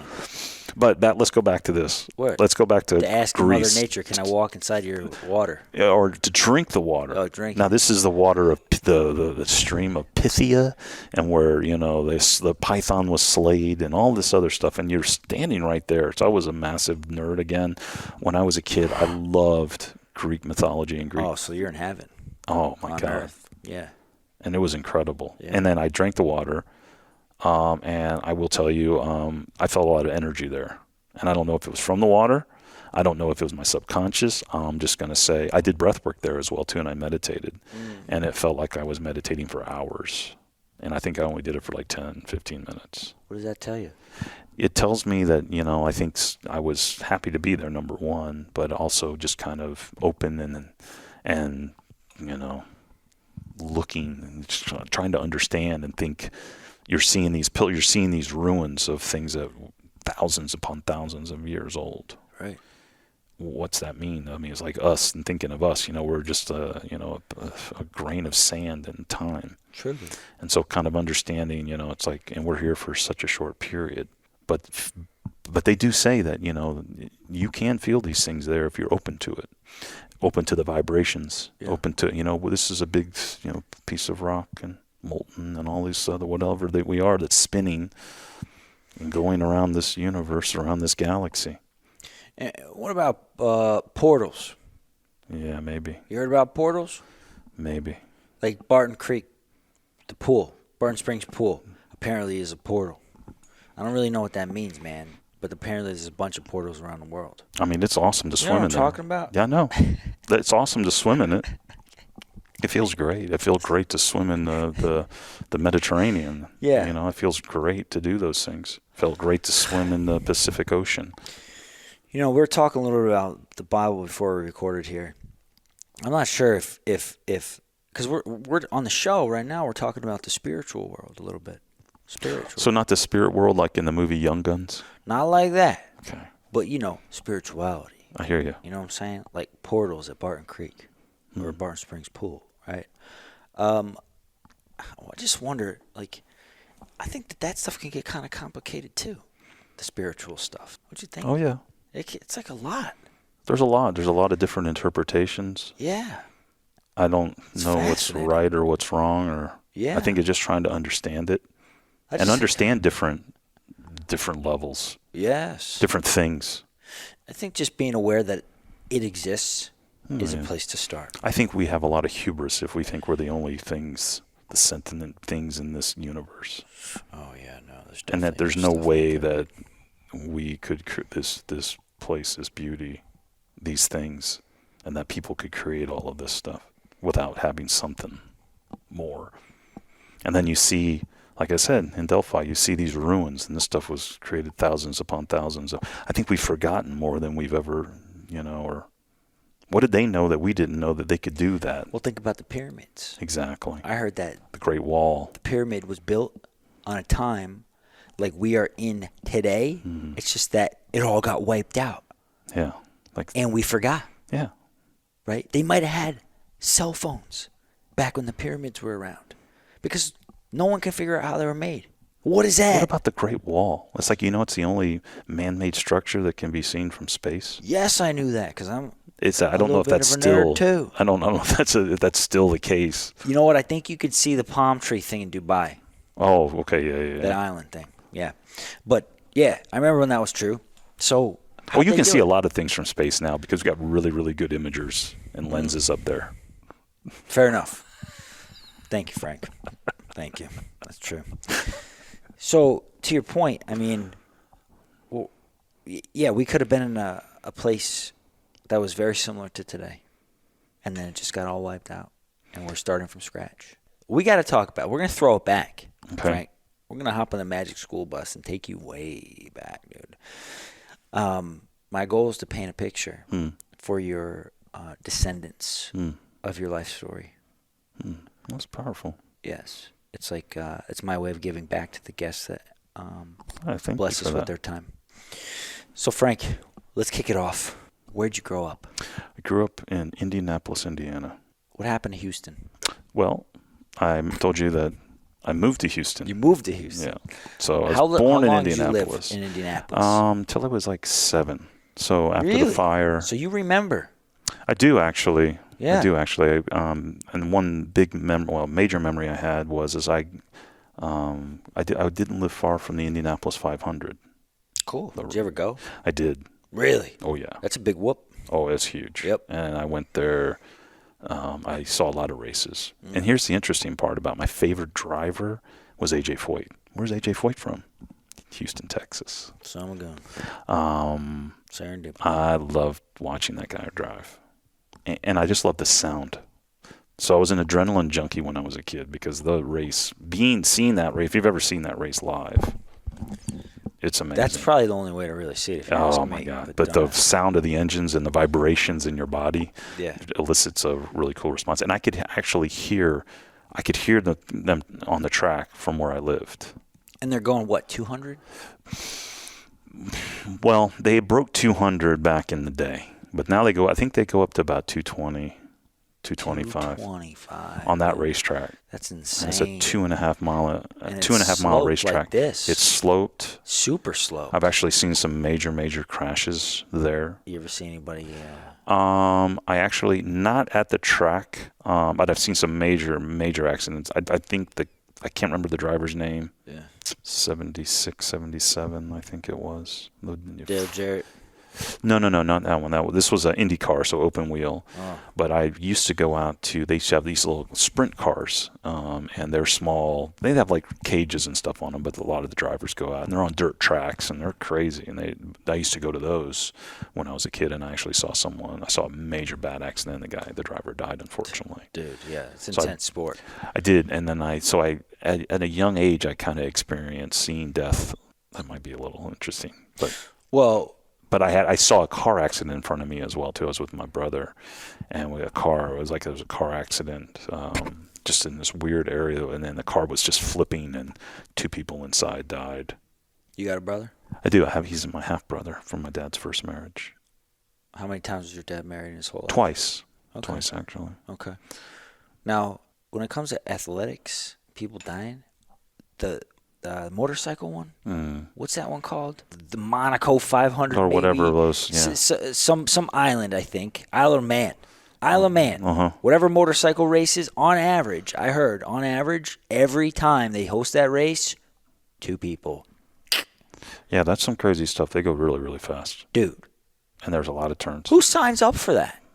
Let me roll the dice. Oh, I love riding my motorcycle. Let's talk about these people that climb, mountains and climb things, free, no rope. Dude. Right? There's a lot of adrenaline. Yo, you know what? I'm preaching to the choir over here. You were in the Army. Yeah. We did a lot of those things controlled, though. Yeah, right. They were controlled. So you had a little bit of experience with death when you were a kid. Yeah, when I was a kid. But growing up there, I do remember that a lot. And then we moved. Again, my parents were divorced, and my mom wanted a better life and a better job. When they split, how old were you? I was 2. So you don't remember that? I don't really remember that at all. When you're 2, you don't really remember rarely that. People remember. I see even pictures of me. At that time. Well, let's get on to where you can remember things. You were in Indianapolis for 2 years. of elementary school? Maybe Yeah. 5, 6, maybe Yeah. 5, 6, 7. I remember the schools I went to, and I remember, I think the You were most just vivid with your thing, mom at the time. I was just with my mom. My dad, though, lived in Indianapolis, and they up stayed the there. street. Yeah, and not very far from us. And he was a dentist, had a practice. So he started off as a dentist, or he started off as a pilot? Well, he started off as a pilot. Oh. He was in the Air How Force. long did you do that? Not many years, 5 years maybe. Sure. It just One wasn't. stint, He was done. one of these things. He just did not want to be. He didn't want to be bossed around. Yeah, military will do that to you. He just was tired Hey, you of got to it. live over here now. And they go be a dentist or be a doctor, be professional, and run his own business. It was kind of his thing. Okay. Make his own schedule. So you always had great teeth. I did. Like they always say, that's my smile. But here's the thing: my mom, I never needed braces. Yeah. I didn't have a cavity until I was like 27. Nice job. Right? And so, but my dad had nothing to do with that. Right. And so my mom was like, well, I married a dentist and my son doesn't need braces or anything. So I just lost that benefit. So that was kind of a funny thing. My mom had a really, really great sense of humor. Your mom did? She did. She had a really good, and she was Scottish. I told you she was an immigrant. So I'm literally first generation American. What was it like when you got off the school bus in elementary school getting to your house, Frank? Elementary school only. Yeah, I just remember going home. Yeah? I What was the involved. Well, I atmosphere was like? involved in. They got me involved in a lot of sports. So I play sports. I usually had something going on, either football or As baseball. a little kid like that? As a little kid, yeah. And I think that was actually like because maybe like, hey, the kid, this is probably my dad saying, he's like, yeah, the boy needs be with other boys, because I think I was pretty introverted. I was very artistic when I was a kid as well too. Yeah. But I was very introverted. Probably had a ton of energy. A lot of energy, but I was, I think I was self-absorbed, and I think maybe that had because of maybe some things that I had gone through. So it said get him some exposure. Yeah. What do you mean gone through? Because you're only 5 years old. Well, I went through this massive fire. The fire. Yeah. The fire really got you. Yeah, I think it did, because again, I started showing some tendencies of, having issues again. What kind of issues? Well, I'm just saying I was deathly afraid of the damn dark. And How bad did it get to where your fear? Well, I basically would sleep with like a light on. On. Yeah. What else? I was sucking my thumb forever. Because it made you comfortable. Maybe I was looking for comfort. Yep. Yeah. Maybe more attached to my mom. Okay. Than probably I should be. Even though I was that young. I mean, and then I think just I was very, very creative, and I always said I had a really, really vivid imagination. Yeah. So maybe thought, and then back in that time, maybe, hey, these are telltale signs of X. Like people would know what the hell it is today, right? We're much more in touch with this. But back then, not so much. When did all that break? I don't think so. It ever broke. Well, you don't still sleep with a light on, Frank. No, I don't. And actually, that's the interesting you still part. don't suck your thumb either. No, I don't do that anymore. So. And I think the big thing was like, it's going to mess up his teeth or something like that is what it was. Yeah, because, and it's like, well, my dad's a dentist. What's it matter, really? No, but it didn't. And it probably was just normal anyway. I think it was probably normal. Okay. But maybe. So what's going on there then? Oh, I have no idea. I don't know why they were like, wanted me. Maybe I just didn't have a lot of friends. Maybe I just wasn't, out extroverted. I was more introverted. Okay. And again, just I was up to myself, and I would just go up into my room and play with my toys. What about your brother? Half brother, so he didn't live with me. So and he was always really competitive. How old is he? Older? He's than you? 10 years older than me. Oh yeah, forget about it. Yeah, and he was like, I mean, barely saw him, man. Yeah. But we had a really good relationship. You did? Yeah, we did. We did. Now, maybe my side to him, maybe from him to me, that might be a different story, But it's at the time, and being half brothers. Yeah. But there was competitiveness, and my brother was always, he's a good-looking guy. He was in really good shape, lifted weights, played basketball. He was really good, dude. Yeah, and he was a bigger brother, so he used to tease the shit out of me. Well, at least you had somebody of good stature to look up to. Exactly. That's important. Yeah. And then, it was like always, we'd have the brotherly things that would happen. For sure. And he was a lot stronger than me. And I remember telling him vividly, like, one day I'm going to be stronger than you. Yeah, one day I'm going to be a Green Beret, bro. Exactly. But there was always, I think it was good ribbing and what have you. But, I think, again, it was because I was so introverted. I was so into my own self.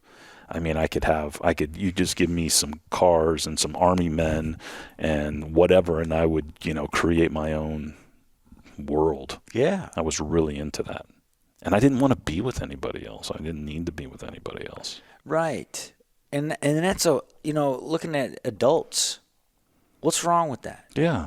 If you're having a good time, not hurting anybody, Yeah. nothing's wrong with that. At all. No. Yeah, and I listened to a lot of music. That was the one cool thing about my brother. My brother really introduced me to music. Yeah. And I love music. Did he have what did he do? CDs or tapes? No, man, vinyl. Or the vinyls. The vinyls. So you'd have a stack of vinyls. Oh my God. You'd probably rip them all day long. Oh yeah, man. Yeah. And so he introduced me to Black Sabbath, Led Zeppelin, Yeah. Alice Cooper. Oh, that's good cool. stuff. That's good. cool. Took me to my first concerts. Did you get his clothes? No, I didn't get any clothes. Never got his clothes? No, never Okay. got his I clothes. always got my older cousin's clothes. I mean, he was a lot older than me. They always had the freshest gear, and I used to be pumped when I got their clothes. Yeah. Man. They used to have the coolest shoes, I remember. He took me to Van Halen in 1977.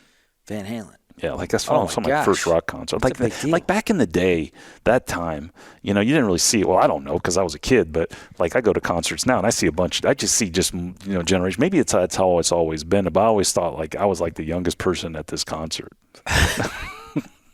But those are vivid memories that I have. And then I remember the drive moving from Indianapolis to Houston, and it was a long ass drive. So it was you, Me and my mom. your mom, My mom and I.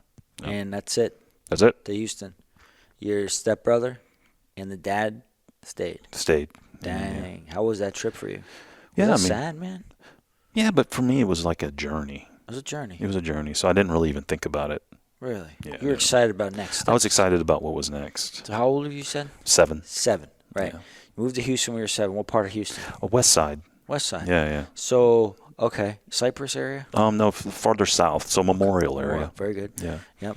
And what was life like for you? It was good. We lived in an apartment. What made it good? I mean, I just had what I needed. I was going to school. I was playing football. Excuse me. I was playing football. I was playing baseball. I was playing soccer. A lot of sports. A lot of sports. How'd your mom manage that? With you doing I have all those no idea. sports? I had no idea. That's nuts. Well, a she's part working. of it, she's working all the time because she's, and she has her own story, and it's a great story, but she was really putting in a lot of time. So I don't even really remember those details. Yeah. But I do remember that, I thought I was okay. Everything was good. I was playing. I was hanging out. Had a good riding time. my, BMX type bike that I got. I had a paper route. I mowed lawns. What else did I do? I played every sport. Do you remember your best friend at that age? I had a bunch of them. Yeah. Yeah. Part of the crew, right? Yeah. Just a part of the crew, yeah. But I remember guys. Yeah. And we, and I always formed, relationships with a couple people. And you had the tight core group. Yeah. But we always played sports. We were played on the same teams together, stuff like that. How were things for you in school? Did you ever get in trouble? I did. Nothing major, though. What happened? Maybe fights. Fights? Or maybe, kind of lashing out, or not lashing out, or being, I don't know, maybe being me being mischievous in class. Yeah. Yeah, So I could tell, Frank. those types of things. I could tell you probably pulled some pranks. I was a prankster. Yeah. Yeah. I mean, I never really got into major, like expelled. No. Did I get expelled? I don't think so. No. I never ever crossed that line. Good. I was close, though.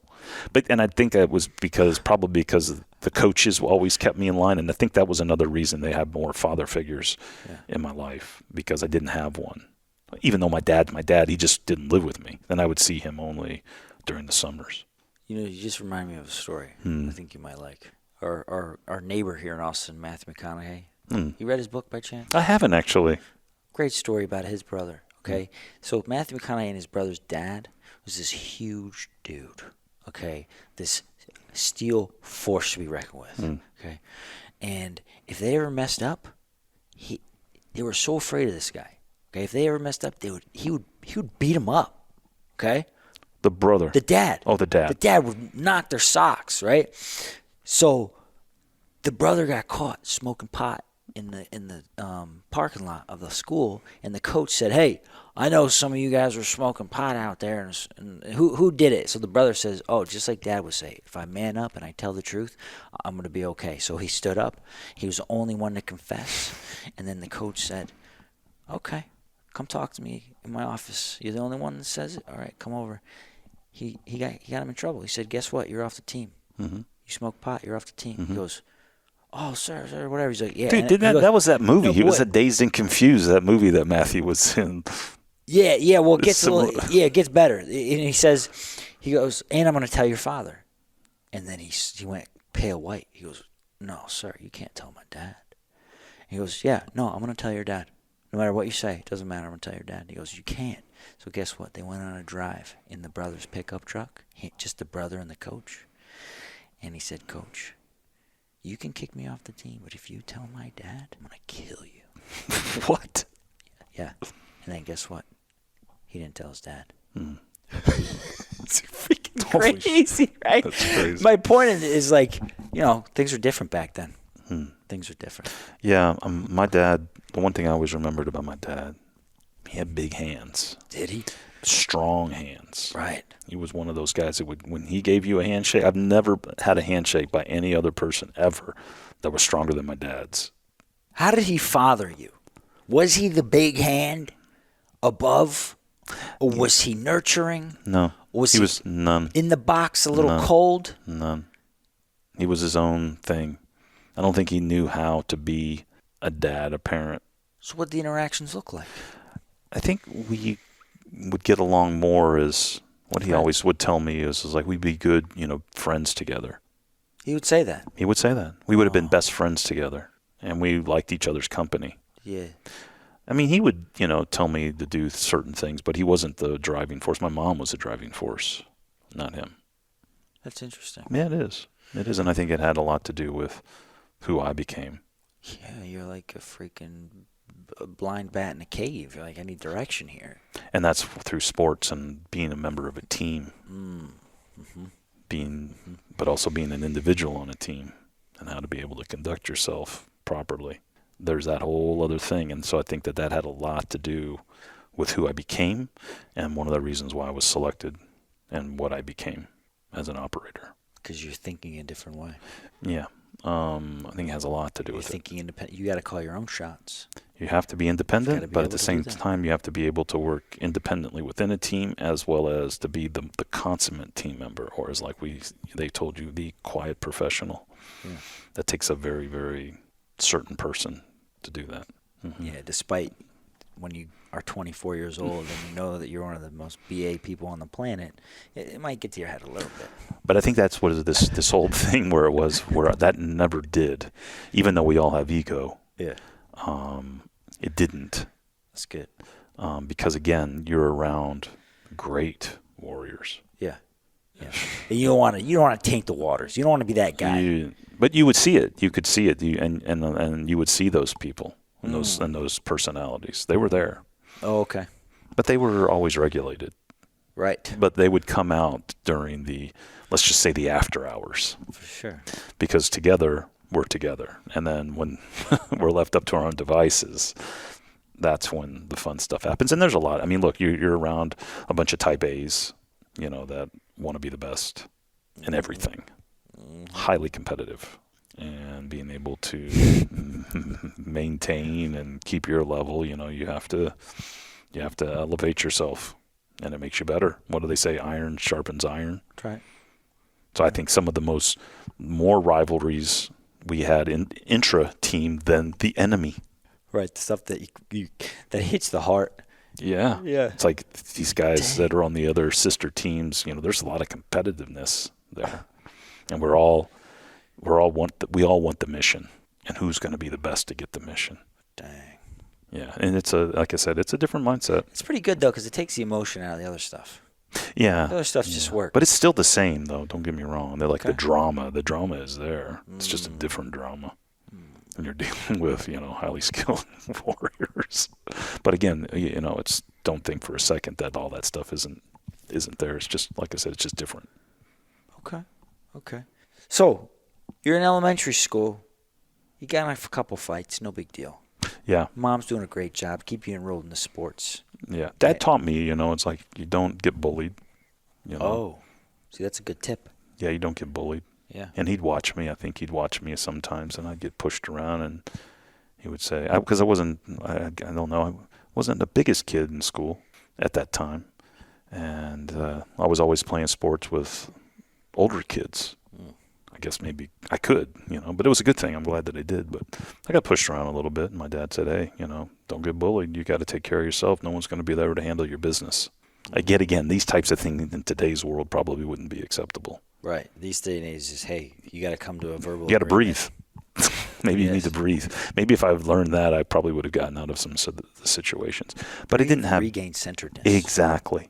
But one thing I do love about that is that there's a lot of wisdom there, and I wish I would have had that. I wish I would have had the tools that I had today when I was a kid.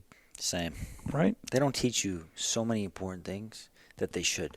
For example, we're learning about these math problems that we would never, ever use in real life, right? How many hours of our lives do we spend on those stupid math problems? Yet they don't teach us how to build our credit score. Yet they don't teach us about breath work. They don't teach us meditation. Like you said, balance your checkbook. Get your bills on time. Do all these things. Yeah. Accounting. You talk about the basics, Frank? Yeah. How that was called the home basics ec. of life? They don't teach you that stuff. Yeah. Oh, my home ec didn't talk about that. My home ec talked about freaking sewing and cooking. Yeah, I think mine was too. It was like about trying to bake something. I think I tried to bake a loaf of bread. It was horrible. Bake a loaf of bread? Yeah. All right, guys, if you want to survive life, you got to know how to bake a loaf of bread. That's true, though. Think about it. Think about it. You need those basic skills. I could have used those skills when I was a kid. I'm glad that you got something out of that.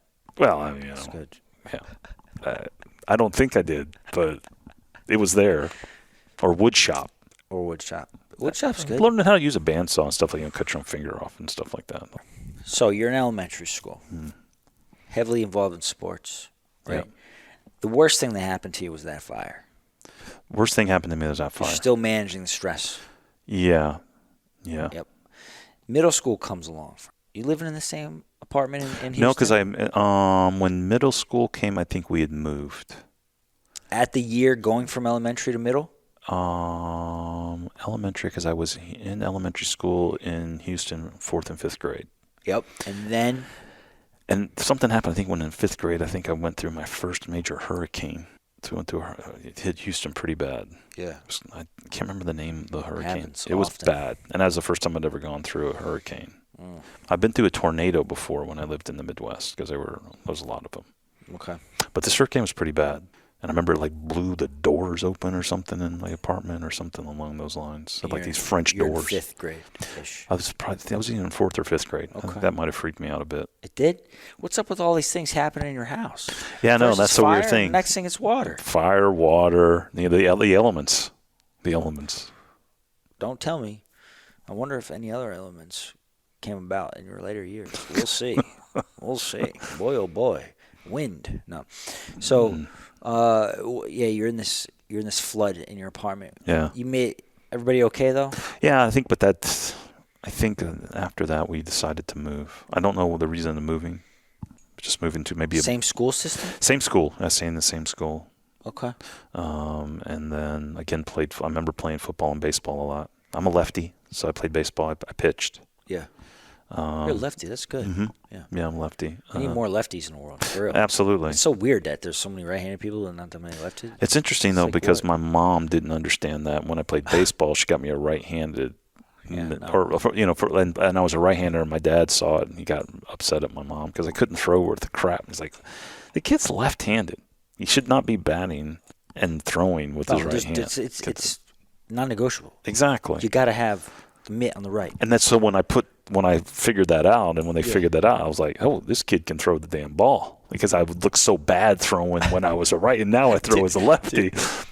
And they're like, and he's a lefty. Let's get him to pitch. Right. Really jack up those right-handed batters. Exactly. They're not going to know what's going on. And I had 3 pretty decent pitches. And I pitched, and I started playing because these were leagues, and I started playing in the higher leagues with the older kids. So I was pitching against kids that were 2 and 3 years older than me.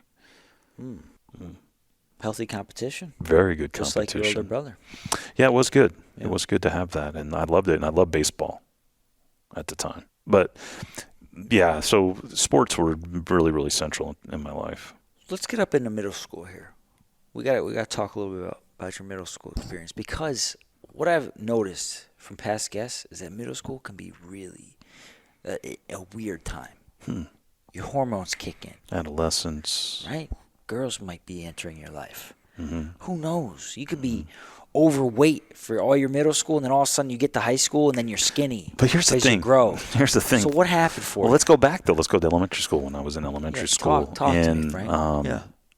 When I think I was in third grade, my first crush. Third grade.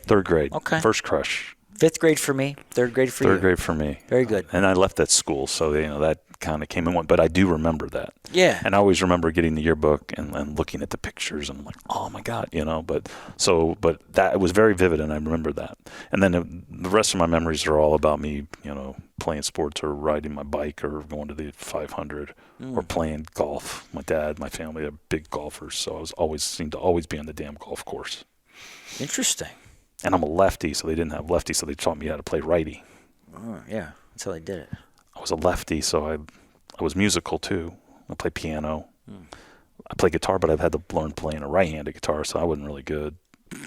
Jeez. Played trumpet. I got the hand-me-downs. So all of these things, so I was like, but again, it was very, very artistic when I was a kid. I could read music. That was the one thing I remember sitting in piano lessons, and it was like, I could read the music and already see where I need it, but I couldn't tie my hands and my mind together. I just wasn't there yet. But musically, I could see everything. I was like, wow, that's really cool. Isn't music amazing? It is. It's such a blessing that we get to do that. I know. I love it. Yeah. I love it. So piano was your main thing? Piano and guitar, yeah. And so I picked them up again. I'm trying to anyway. It's like it's a good pastime for me. And it's a good way. I always think it's kind of my own therapy to myself because it's something completely different that I don't do on a daily basis. Right. So it's something just different, and it's not easy. It keeps you present. Keeps you present. Yep. But then making music, I've always felt, making music is just beautiful, the end result. But then it comes back to like all the practice that has to go into making beautiful music, or just making music in general. It's a lot of practice, a lot of effort, you need patience, you need all of these skills. Just like a sport. Exactly. Yep. Exactly. Yep. So and you got to listen to yourself, watch the tape, see what you did right, see what you could have improved on. Yeah. Past, present, and future, all in one. All in one. Mm-hmm. So back to middle school. We got to talk about middle school, Frank. I don't know if I really had these crazy things that happened in middle school. I mean, I don't.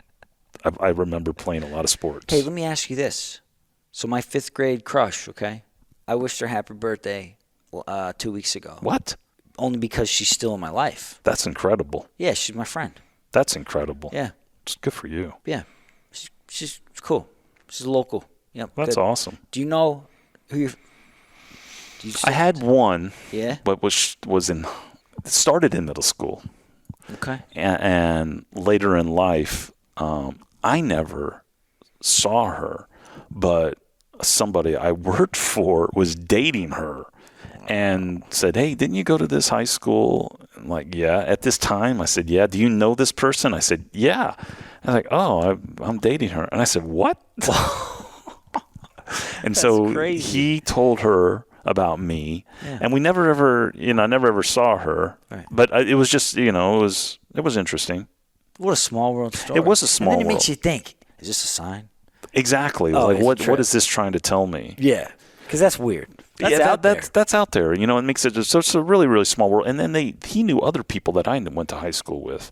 Now I will say that I don't really keep in touch. That's probably when I was younger, I wasn't really, really good at it because what I was doing, I left. I just didn't like everyone's going to, hey, I'm going to be a doctor and I'm going to do this. I'm going to go do this. I'm the guy that's going this way. Now, what year did you decide that? What year did I decide to become a Green Beret? Yeah. Right out of high school? Right after the fire.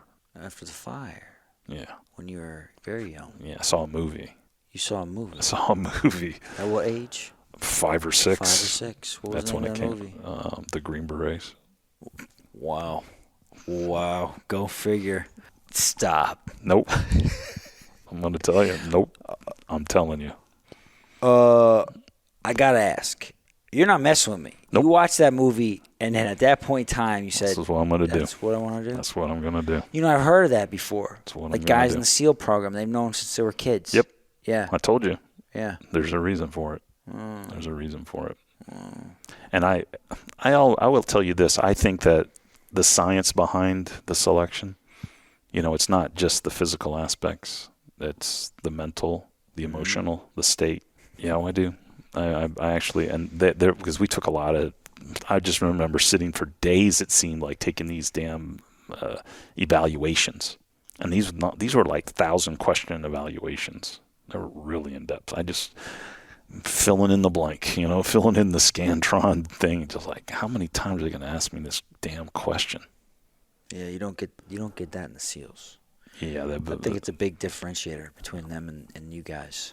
You guys are just different. Yeah, it's like and that's why I said that it's really always cool. It's very cool. That's why I'm saying there's science behind it. It's less gunslinging Wild West.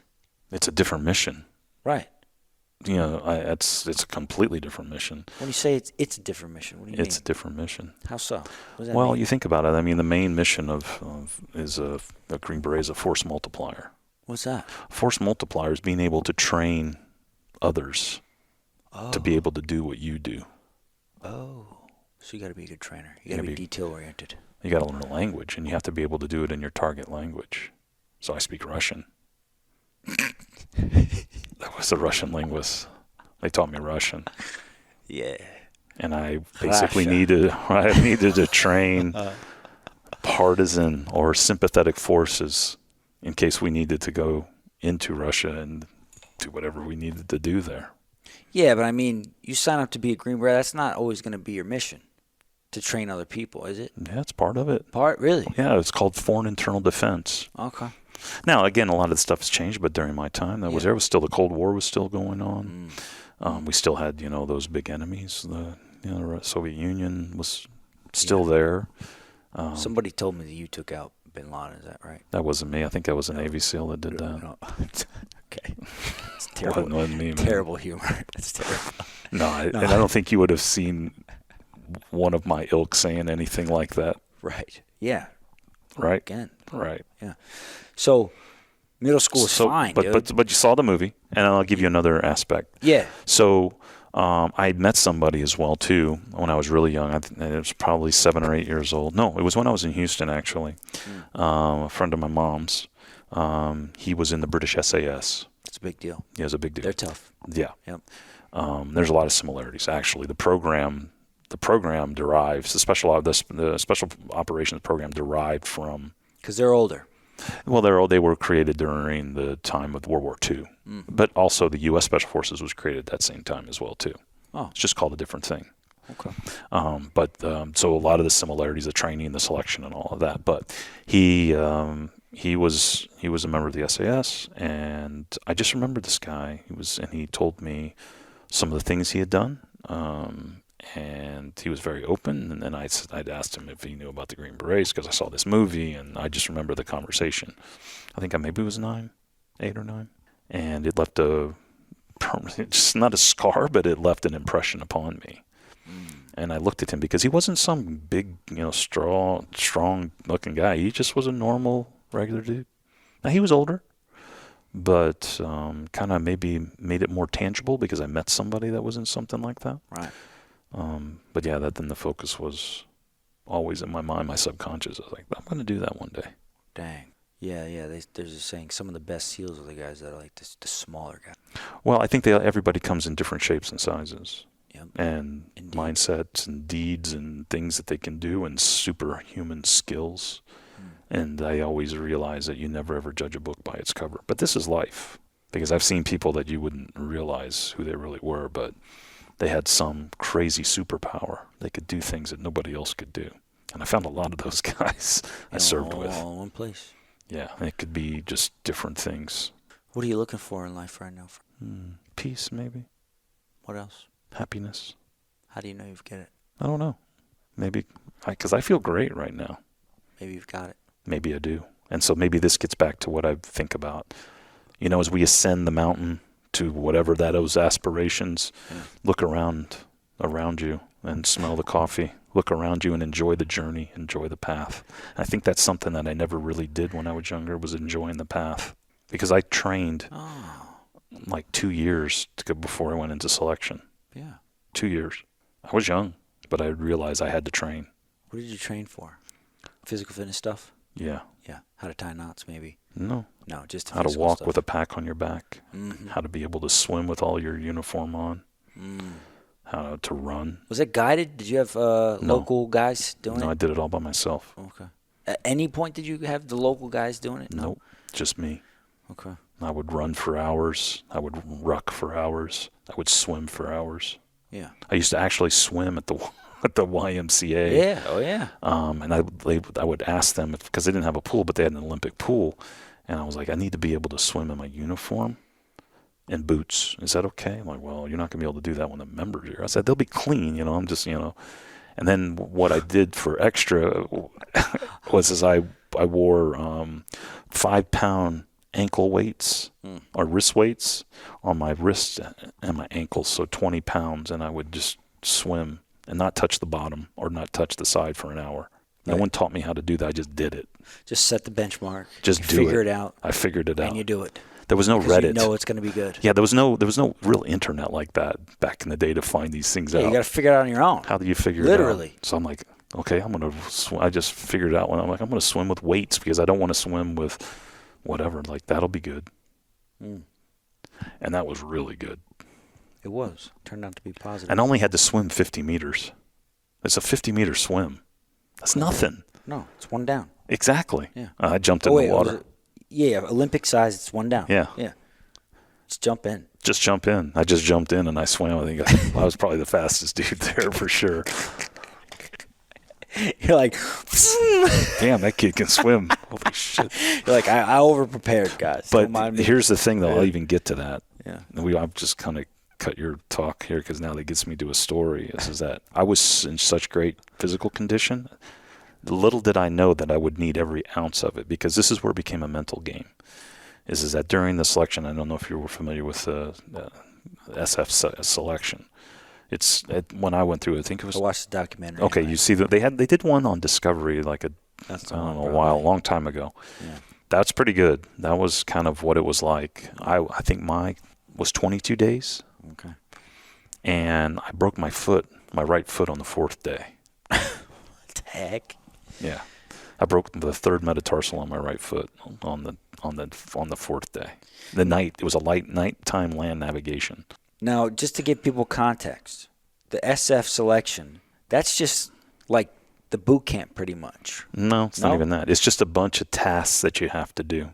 Yeah. You got to go from point A to point B. The very first step. It's just to get you in the door. You don't get the thing on your chest. No, not even close. This is just to get you selected to train. Then you have the second leg, which is what? That's the qualification course, and that's a year and a half to 2 years, depending. Son of a year and a half to 2 years. Yeah. After that, you get the thing on your chest? You don't get anything on the chest. That would be the SEALs. They get a trident.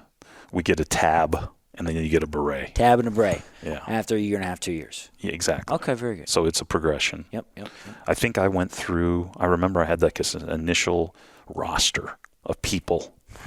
And mine was like 400 some people on this initial roster. And then in the back of the day, we had like everyone's social security numbers on there as well too. So like military they didn't really care. Yeah, you remember this paperwork like this. And of the 400 plus, I was the only person that made it through the first time without having to recycle. Dang. So out of 400 plus people on that, I was the only one that made it all the way through. And how did you figure that out?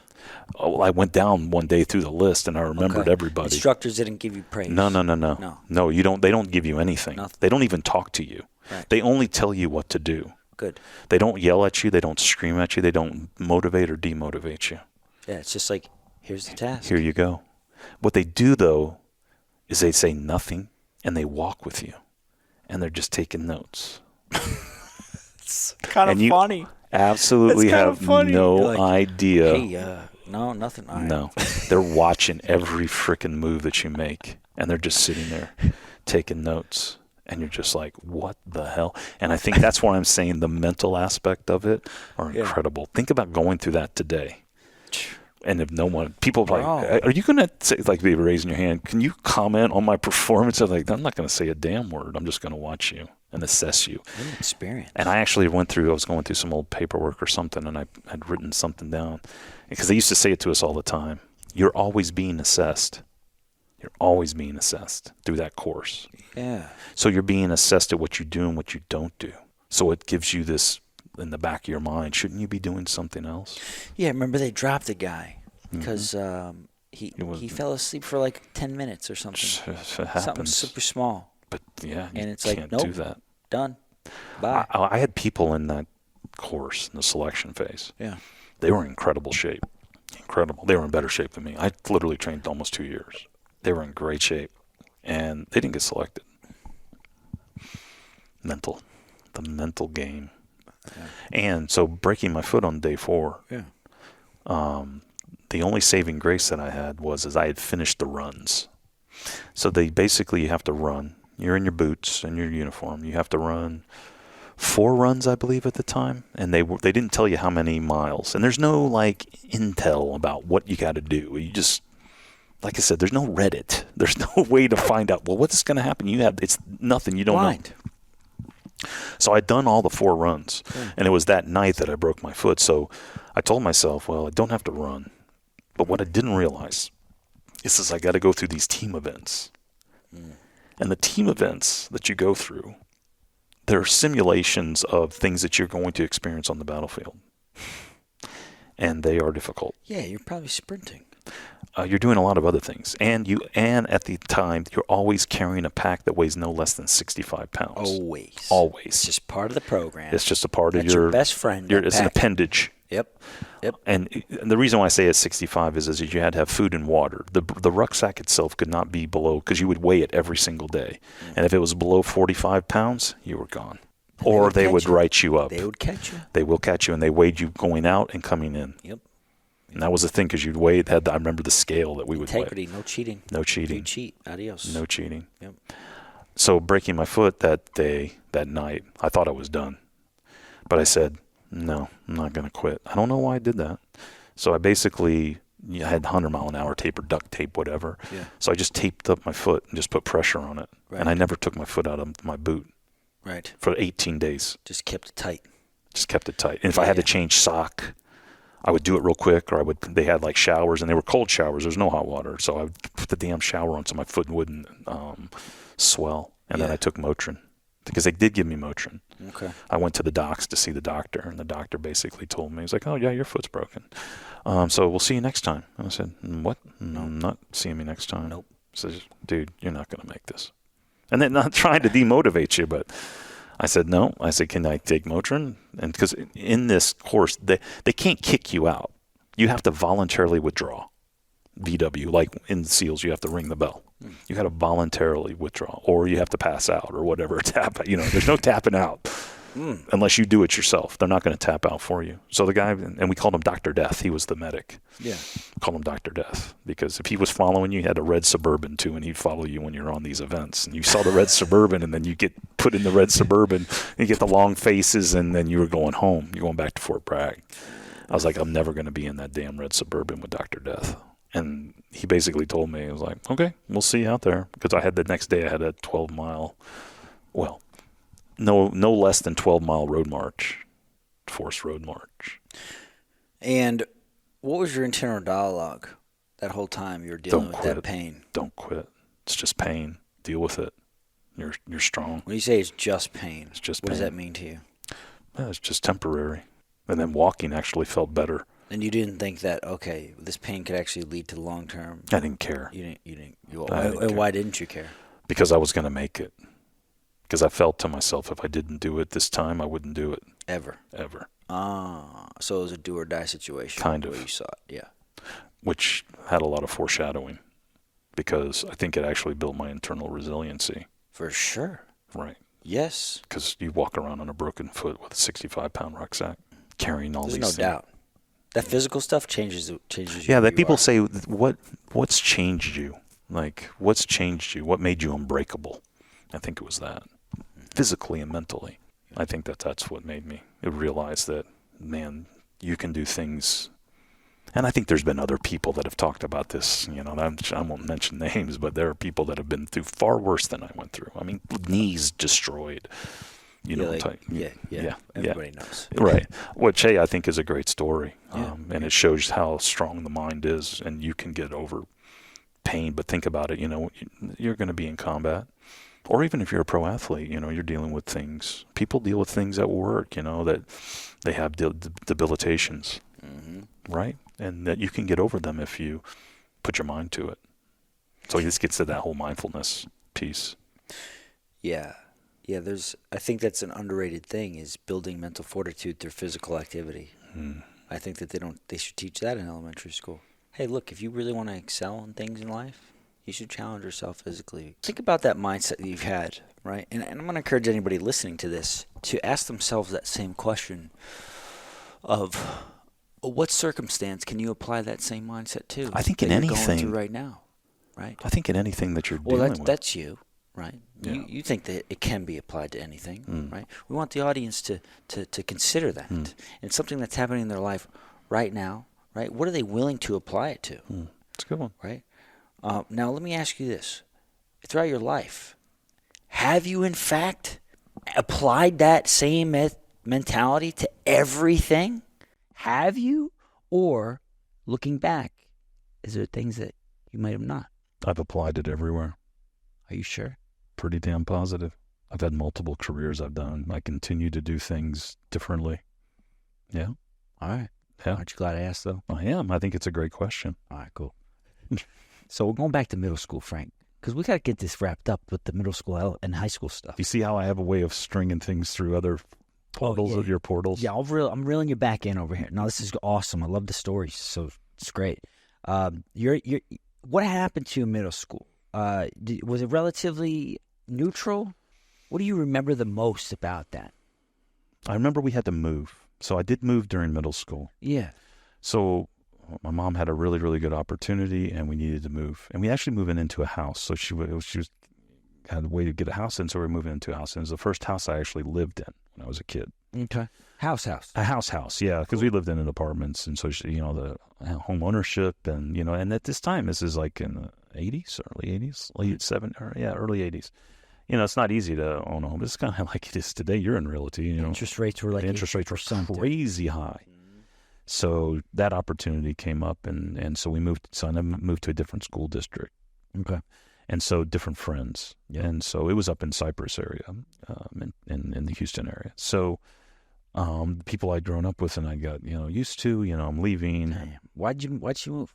Well, yet again for the house and for the job opportunities. So those two things. Yeah. Okay.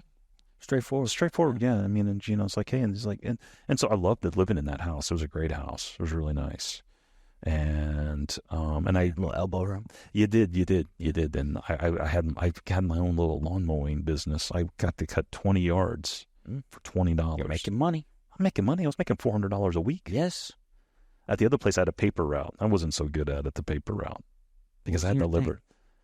I loved it because I ride my bike, but I had to roll all the papers and the time. I didn't have enough damn time to do it. I think that's what it was. I didn't have enough time.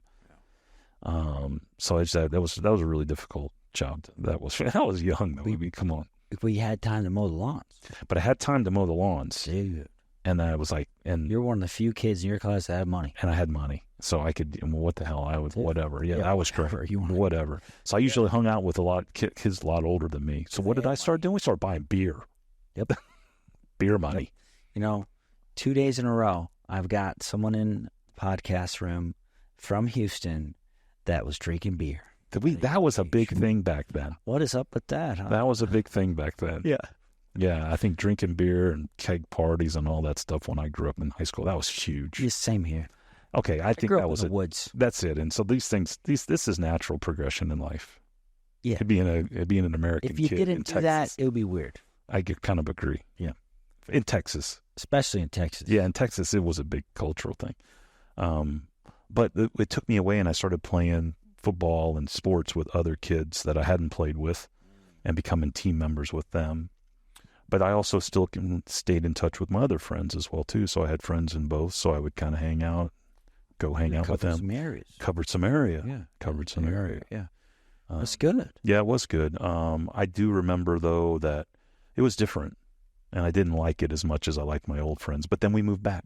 So I moved back. After how long? We were only there for like 2 years. So I moved back in ninth grade, actually. Yeah. So I was only gone for like 2 years. So beginning of high school. I'm back at the school. You're back. With, yeah. So was your high school a combination of a few different middle schools? It was two middle schools. Two middle schools into the high school. In the high school. And then they integrated a high school my junior year into our high school because one of the high schools closed down. Yep. A rival high school. And so kids we grew up playing sports against now we're in school together on the same team together. Now that was a little oil and water. Yeah, just a little bit, but had some good times and good friends. Did you have any pivotal moments when you're in the middle school area other than moving? I think moving probably was the big That's the moment. big thing. That was the big Well, moment. plus when you've had your first drink. Yeah, I had my first drink Far before then. way before. Cincinnati. Indianapolis. My dad, I think no, you're good, man. You're good. Since I was a big Cincinnati Reds fan when I grew up as well too. And I think I had my first beer with him. I did. Full beer. See, I had sips. No, a full beer with him. Never a full beer. Yeah, full beer. Okay. It was a drinking culture. Young. I was young. Yeah, I was young. How young? Oh, 9 maybe. 9. Okay. And it was like, this is what a beer, because they always So want you to flew drink down. the beer. No, I would go up. Oh, I would go up. For the summers. Yeah, summers, Got hang it. out in the Okay. summers. So I had a beer. Right. He treated you like a buddy. It treated me like a buddy. So then I started, So it was like, it's acceptable. So what's wrong with it? Okay.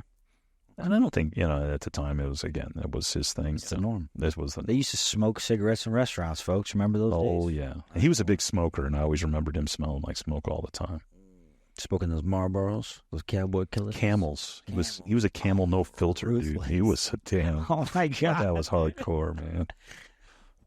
But drinking, he was a Scotch guy. He was a Scotch and water guy.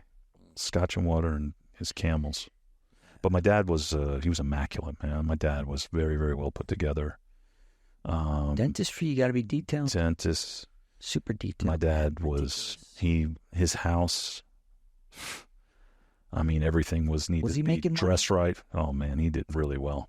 Yeah, he has his own practice. He had his own practice. Good. And he was very, very detail-oriented. Probably gave me the detail-orient. And he was very, like I said, always well-dressed, hair always in place, beard, goatee, whatever he was wearing, sporting, always stylish, ladies' man. Yeah, it was... Ladies, how did he talk about women in front of you? I just remembered he always had a beautiful woman with him all the time. He did. He did. Did he ever project his mentality towards women on you?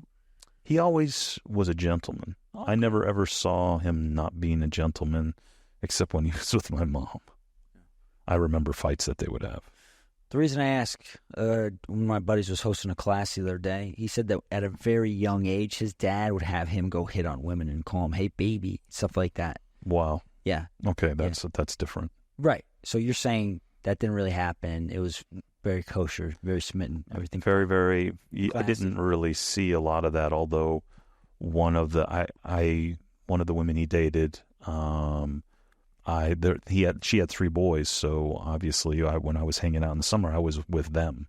Yep. So they were like my older brothers, and so we'd go on trips How long was he together. with her?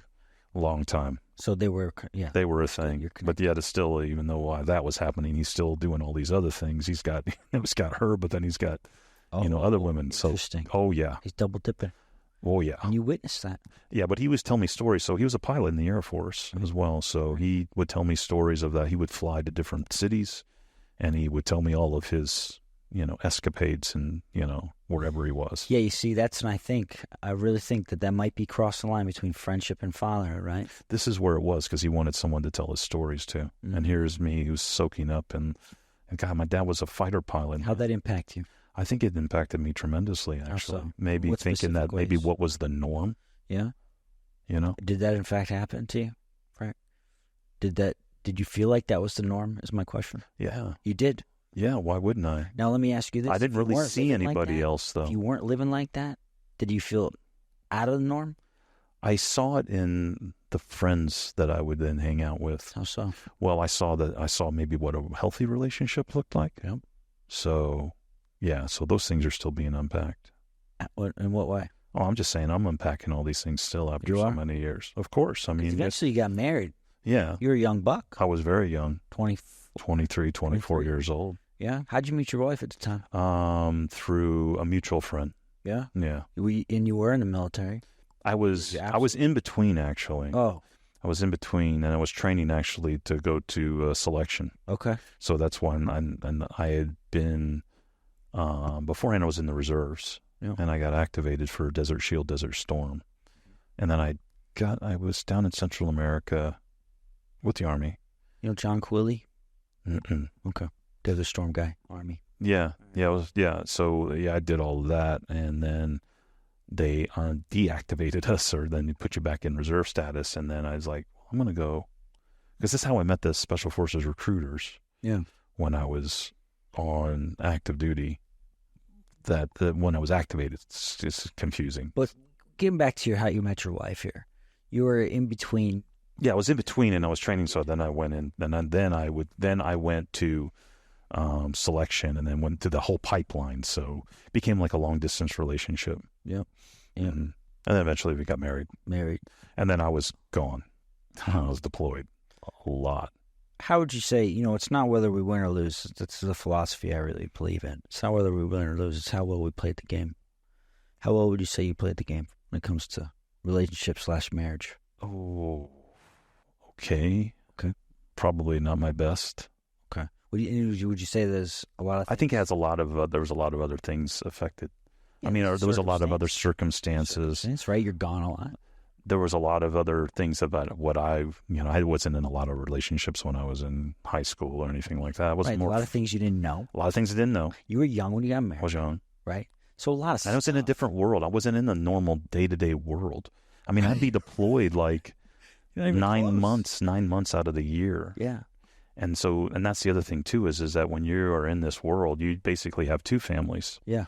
You got your team family and you got your family, and it's a really, really hard place. And so that's why, maybe you hear, people maybe not understand, it's like, the family is the one that really, really have a lot of the burden to bear. Yep. And I think I have a lot of guilt because of that.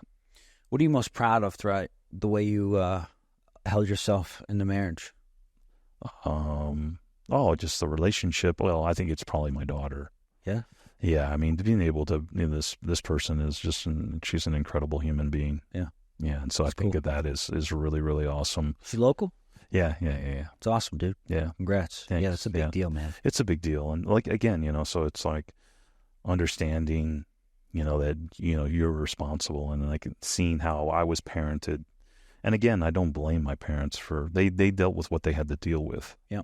I think before I wasn't in that space, and maybe I did blame, or, these things happen to you. It happen to your mind when you don't fully understand and fully are aware. But it's taken time. I won't lie to you, man. It's taken time for me to understand myself. I think we all have, a job to ourselves to understand ourselves. And it gets back to what we were talking about initially, who you are and why you are. And so there's chemicals, there's DNA, there's heredity, there's the social situations. There's a lot of variables that make you what you are. So understanding that and uncovering that, and a long list of things. Exactly. That's what I'm saying. So I think it's good to know. What do they say? Know thyself. Yeah. And it kind of gets back into my trip that I just came from. Now I'm going to throw another one on you.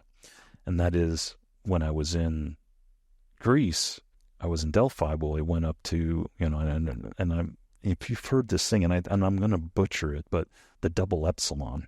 Oh. The double epsilon is like the double E. Yeah. So it's just not a letter.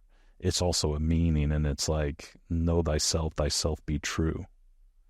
Is what I think is an interpretation. You probably have to, make sure I'm right, but that's where I'm at right now. But knowing thyself, if you know thyself, then you will be authentic. Right. Dude, and that so makes the sense. Ancient Greeks knew this. Well, this symbol is everywhere there, but this symbol was in a very, very specific place. I went to the Corsinian Caves, and the Corsinian Caves are up in this mountainous area. It's not too far from Delphi. And it's actually where Dionysus had his first orgies and first thing. They would pray, and they would, the oracles. And I was in this cave, and it's not like regular. You can just like hike up there and go into this place. We drove this van. Nature preserve. Exactly. The Greek government doesn't really do anything with it. Yeah, it's just there. It's odd. It is, but this cave, and people come there and they stay the night, and then they have rituals. What's it doing? Well, come on, Dionysus was there, if you understand what's going on. But in the cave, we started going through, and this cave is like, they call it the navel of the universe, or the world, the navel. They thought Delphi was, but they're saying that these Corsinian caves are something. See, like a portal. Like a portal. And you can go back into this thing, and it's like, I was not there in any gear to do any of that type of stuff, but I'm not going back. And it's dark, and it's strange. I don't like caves. Okay. I'm also kind of, it's being in the surroundings like that. Yeah, it can be it's strange. But as we're going through and we're walking back through, what do I see? The double E, right?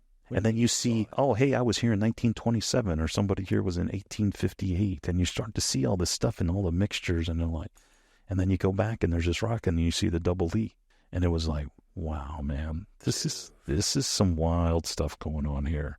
And I was still on a high because we'd been at Delphi, and we drank the water, and we'd done breath work, and I'd been sitting, like I said, I was infatuated with Greek mythology and ancient Greek history. Yeah. And seeing that, and it was like, coming out of there, I'm like, yeah, to know yourself and then you can be truly, be authentic, be your real self. So you're on this journey now. Exactly. Who's Frank? Why do I operate the way I operate? I don't know. Right. You're looking for those answers. Always. I think we always will be looking for those answers. But I have more answers than I have more answers to the questions than I did before. Yes. Which is good. Yes. Earlier when I asked you what you're looking for, I was surprised that you didn't say wisdom. I was surprised. Because it seems like ultimately that's what you're looking for, based on the outside looking in.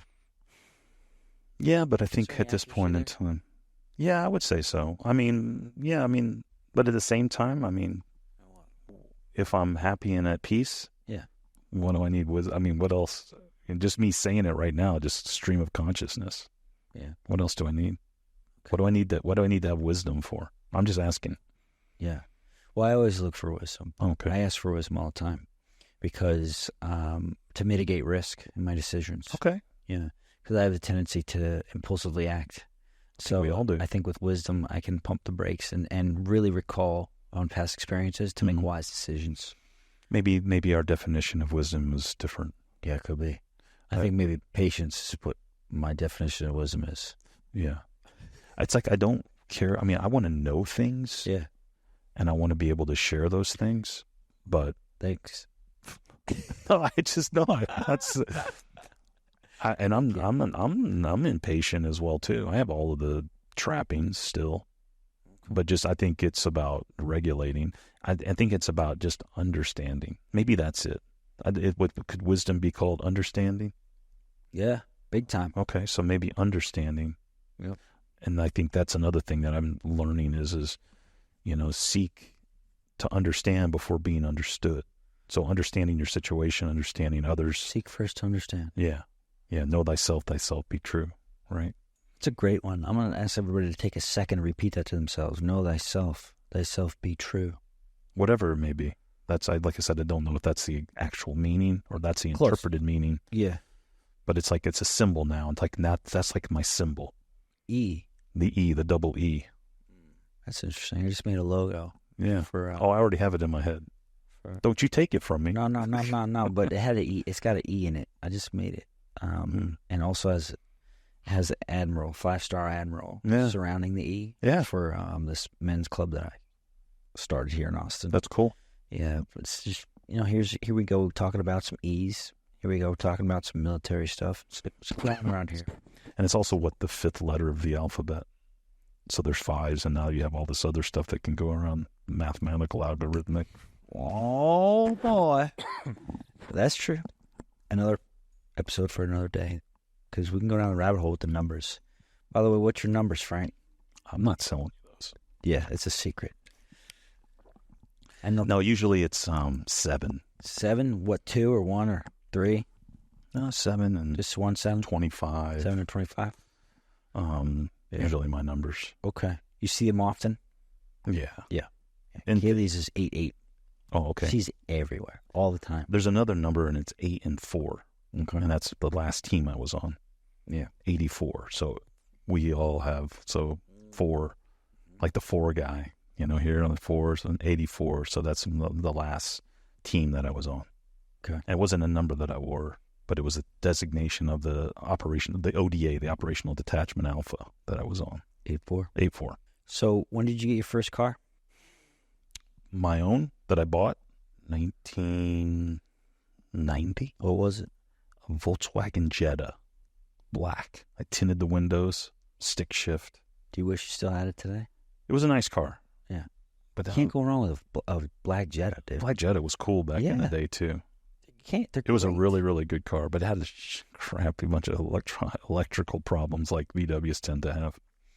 So you're in high school at this point in time. No, I wasn't. I was in the Army, actually. You were in the Army when you got your first car? I didn't have a car during high school. How'd you get around in I high school? borrowed cars or would drive with other people.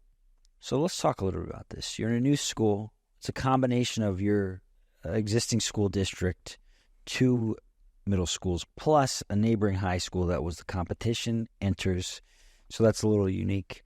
What do you remember most about your high school experience? What kind of highlighted moments? I don't remember school that much. Let's just put it that way. What were you doing, friend? I was playing sports. Serious? You were an athlete. Just your whole life. I just felt like I was that's all I did. I mean, I was in school, but I never really, I don't think if you understand, I don't even remember even studying. The teachers. I could just get by. Yeah. I didn't have a problem in school. It was like a B kid. I wasn't an A kid. I could have been an A kid. Yeah. Could have been straight A's if I wanted to. I think that's probably a regret that I have as well, too. What? Of not applying myself in school. Well, I think it was a bandwidth challenge. I mean, come on, man. You were doing a lot of sports. Yeah. But at the same time, I just didn't really care. Maybe I was so tired. Yeah. Think about the hours, okay? If you're doing all those sports, you get home after practice, because practice happens right after school ends most times. Yeah. Till dark. Till dark. Then you get home at whatever time. 8. And then what are you going to do? Homework until you pass out and then wake up again and do it the next day? No. You're in high school. What do you freaking care all that much about for? I don't blame you at all for not getting A's, man. Yeah, I mean, but then they had this rule where if you weren't passing classes. Yeah. And I think the first time I had that issue was in 10th grade. Yeah, I had too. Academic probation. Yeah, I got in that. It was geometry, actually. And I didn't do well this one. I just didn't understand it because it was spatial and something that was like that. I couldn't understand and for me, and I was kind of threw me back. And that's when I realized that I had to start studying. I had to start applying myself or I would not make it. And then you probably did okay. And I did okay after that. Yeah. Because then I wasn't doing a damn thing. How many of your friends right now are doing geometry in the daily? Probably not many. Okay, just curious. But still, I still think though there are those skills. I mean, those are good skills to have. Helps you think differently. I think so, and being able to think on various spatial, multidimensional levels is very, very important. Actually, in the world I am in now, it's very important. In the world I used to be in, it was extremely important. So geometry actually played a pretty large, what's the word I'm looking for? Role in my life. Yeah. Understanding the spatial aspects of certain elements and certain things. Okay. When you really, really break it down. Yeah. You got me thinking over here, Frank. Yeah. It makes me kind of want to take geometry class. Actually, I would have loved to have gone back and taken it now, knowing what I know now. And understand then kind of seeing where those things that I learned during that, where they applied to and things that I've done. Right, just to see if you can create the connections. Yeah, or just, something along those lines. And I'm not telling you something because of things that I've done in my past, but there was a lot of geometry involved. Let's put it that way. And understanding the calculations and understanding those played a huge part in my professional career. Yeah, like if you add this much powder in it, how far is it going to go? Maybe. Or you're building something, or you're creating something, or you're trying to decipher something. Yeah. These things. problem solving. I think it was a different way to solve problems that I had never experienced before. And I think that's why I didn't do so well initially. So how many sports did you play, Frank? How many sports? Let's see. I played football. I played baseball. Played soccer. Played basketball. I was good in football and baseball. Yeah. Wasn't the best soccer player. Did your mom go to a lot of your games? She said she did. Okay. But I know she didn't. Maybe once a week? She tried. She was working a lot. Yeah. But she would exhausted. try to tell me that she was there.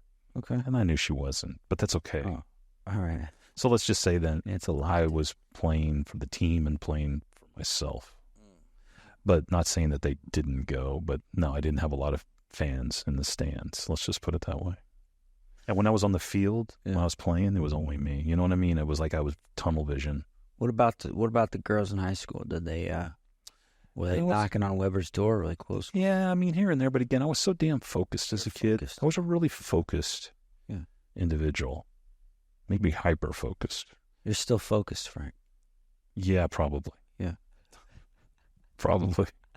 Focused Frank. That's a good one. I think it's actually good to be focused, but I think I'm much more sensing now. And I will say that, over time, I've become to see things, like I was telling you earlier, in a way that I sense things. I feel I'm much more in tune with nature and the world than I have been ever. What was missing for you when you were in high school? Maybe perspective. How so? Because it was in my own world. I was in my own box. How'd that play out on a daily basis? Well, I'd have to experience, I was a different kid. I grew up in a pretty affluent area, and there was the families there. They, had the atomic family. They had the house, they had the cars, they had the dog. They had all of those things. They had the family together when I was the divorced kid that lived in the apartments. Yep. Yeah. So you isolated yourself. Yeah. A little bit. Yeah. For safety. Oh, you didn't want to feel different. Yeah, so I tried to become and blend in as much as I possibly could, but ultimately knowing that I was different from everybody in my own way. Dang. Yeah. Yep. Okay. And that's why they went off and they did their thing, and I went off and I did my thing. Did the drinking ever go out of hand in high school? Oh, yeah, man, I did. Did you get in trouble in high school? Yeah, not so much, because, again, it was all about the team. So I think I kept myself in check. Yeah. I did probably some crazy stuff, though, but nothing. What comes to mind? What kind of crazy? Oh, man, we were drinking, man, climbing. The guy yesterday, he said that he woke up with a telephone pole going this way next to his car as he was in the air, roughly 30 feet. I got her something. I think I might have been in South Padre at a hotel, like one of these. I went to a hotel. Maybe it was, I can't remember what it was. It was like these, like the condos or whatever there were. Yeah. And the cops came and there was no way out. And I may or not have jumped off the rail to a light pole. And the light pole, this was about 30 or 40 feet in the air. And then the damn light pole under my weight, when I hit the thing, fell down and I landed on a sand dune. And I got up and I was like, you're like, poof. And the cop, I waved and I ran down the beach. That may or may not have happened. Wow. It's a nice visual, though. I don't know. Could have happened.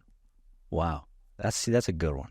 That's a good one. That's a great. But it was like on the 5th floor or something like that. But here's the thing. What the hell was in my mind that I think I could do that? I could have died. Maybe you saw the sand dune. Maybe. I did a quick risk assessment. I'd been drinking heavily. I think I was 16 years old. He said, I don't take risks all often, but this is the night that I'm going to take the risk. Here we go. Jump. Yeah. What are you doing in South Padre at 16? Why'd the cops get called? Okay, so back in the day, we all used to go down to South Padre for spring break. Okay. That was a Texas thing. Yeah. Like the kids go down in Florida and stuff like that, So we all would. Right, they're going to Miami. And like I said, guys that I would run with, they had their own vehicle. Like one guy had his Ford Bronco, like a brand new Ford Bronco. So we would pack it up with beer, and we saved up our money. Remember, making money, and saved up our money, and then we would rent out this, like apartment or whatever the hell it was on the beach, and hang out for the entire week. It was incredible. It's pretty dope. It was very dope. And then we would go down to Mexico, And we drink down in Mexico too, down in Matamoros. Now, I don't think you can do these things in this day and age. And I was like 16 years old. What'd you do down in Matamoros? We went down drinking. What else did you do down there? That was it. I'm not gonna. I just remember drinking, hanging out and drinking. Okay. And then we would come back to South Madre, and we're driving all these times. This is some dangerous stuff, man. I do not recommend any of this. But these are the things that we did. I get and it. then jump off of out of 5-story, whatever the heck it was.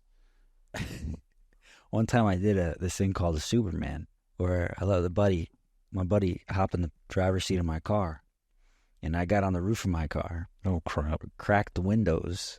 Yeah. And I'd hold one side, and I'd hold the other side, and I'd lay on the top of my car like Superman, and I'd say, go. Yeah. Then we'd cruise down the highway. Yeah. It'd be like... Yeah, we used to do, that's what I'm saying. We used to do this stuff back in the day. So stupid. What the hell were we doing? And we did that stuff all the time. We were in the back of trucks and doing the craziest things. Yeah. Yeah. I mean. And you know what? You could literally say this stuff. Let's say you have a son. You could say, son, I've done this. All of it is bad. Don't ever do it. Terrible. Yeah, exactly. And they're going to go, okay. And then they're going to do it. They're going to do it. I think that was probably one of the reasons why it's like, oh, it's good that I didn't have a son, right? Or something like along those lines. But you're right. It's like, but who comes up with this stuff? You invent it. I know. That's what I'm saying. It's crazy. Because again, I don't. That's why I always said, like, we were like, they had a really good time when we were kids because we could, and there was no internet, there was no phones. You couldn't take, because if that was like that, then there was no way that stuff was happening. Because we'd have gotten into a lot of trouble. Yep. We've been thrown in jail. They should have been thrown in jail a lot. Dude. Yeah. For just stupid stuff that we were doing. But we got away with it, and then we survived. Right. Thankfully. Yeah. This guy yesterday on the show, him and his buddies took a Cabbage Patch Kid, a doll, and put it in a, what are those things? A baby seat for your car. And they put it in the middle of the road. And then they hid in the woods. And then this 18-wheeler saw it. And he slammed his emergency brakes. He jackknifed his truck in the middle of the road. He gets out. He hit the doll. And just like in a quintessential movie scene, the doll flung out. And it went fling, fling, fling, fling. Oh, I can't even. Fling, into the woods. And they saw it. They saw the shadow in the sun. The guy gets out and he's like, oh my God. That's horrible. Yeah. And then he just gets in his truck and then he just smokes it out of there. He just sprinted, dude. Yet again, what you do when no one's looking. Okay, so can I share, because I've been inspired. Yeah. So we used to do something very similar, but not with babies. So we used to do what was called car traps. So car traps, we would take like 100-pound tests, so fishing line. Yeah. And do you remember? Well, they still have them. They were like the aluminum or the tin tennis ball cans. Do you remember those? Yeah. They're like the 3 ones, like the pop pen. 'em. Yeah, but they're like metal. Yeah. Well, those things are those are pretty interesting. You know, when you were a kid, maybe you would drag them behind your bike or something like this. Yeah. They make a crap ton of noise. So what we would do is that we would take this 100-pound fishing line test, tie it to each one of the cans, but we would give it a lot of slack, and then we would put it bumper level. So we put the fishing line bumper level, and we put the cans, stage them up, like in bushes in certain places around the neighborhood. Oh. So when cars would come by, and we'd do this at night, we would have a spotter, and when the spotter would be waiting, it's like, okay, set it up, because here comes this car, and it's usually high school kids. And so high school kids would hit this thing. I'm telling you, man, those cans would get going because they're coming about 20, 30 miles an hour. And they hit those things and those cans, and they would loud, and the kids would stop, and then they would get out. Yeah. Well, usually, so what we would do is usually where they would stop, we would calculate using math. We would calculate where they're probably going to stop. Yeah. Because the cans and the wire, I'm like, okay, what's that noise? I better stop. Yeah. So they would get out, and then we would be in the woods, and we would egg them. That's good.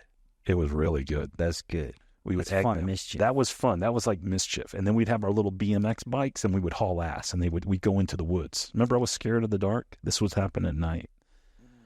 one time we misjudged, and I don't know what happened, but a car turned off before it came down. And in Houston, they have what's called the constables. So they're like a police officer. They're like a police officer for the neighborhood. And we hit the constable's car On accident. and nobody realized that it was the constable because we were behind these hedges. Yeah. And so no one could see. It's dark. And we get out, and it's the constable's wonder and seeing it, and we're egging him, and he's like going for his gun. No.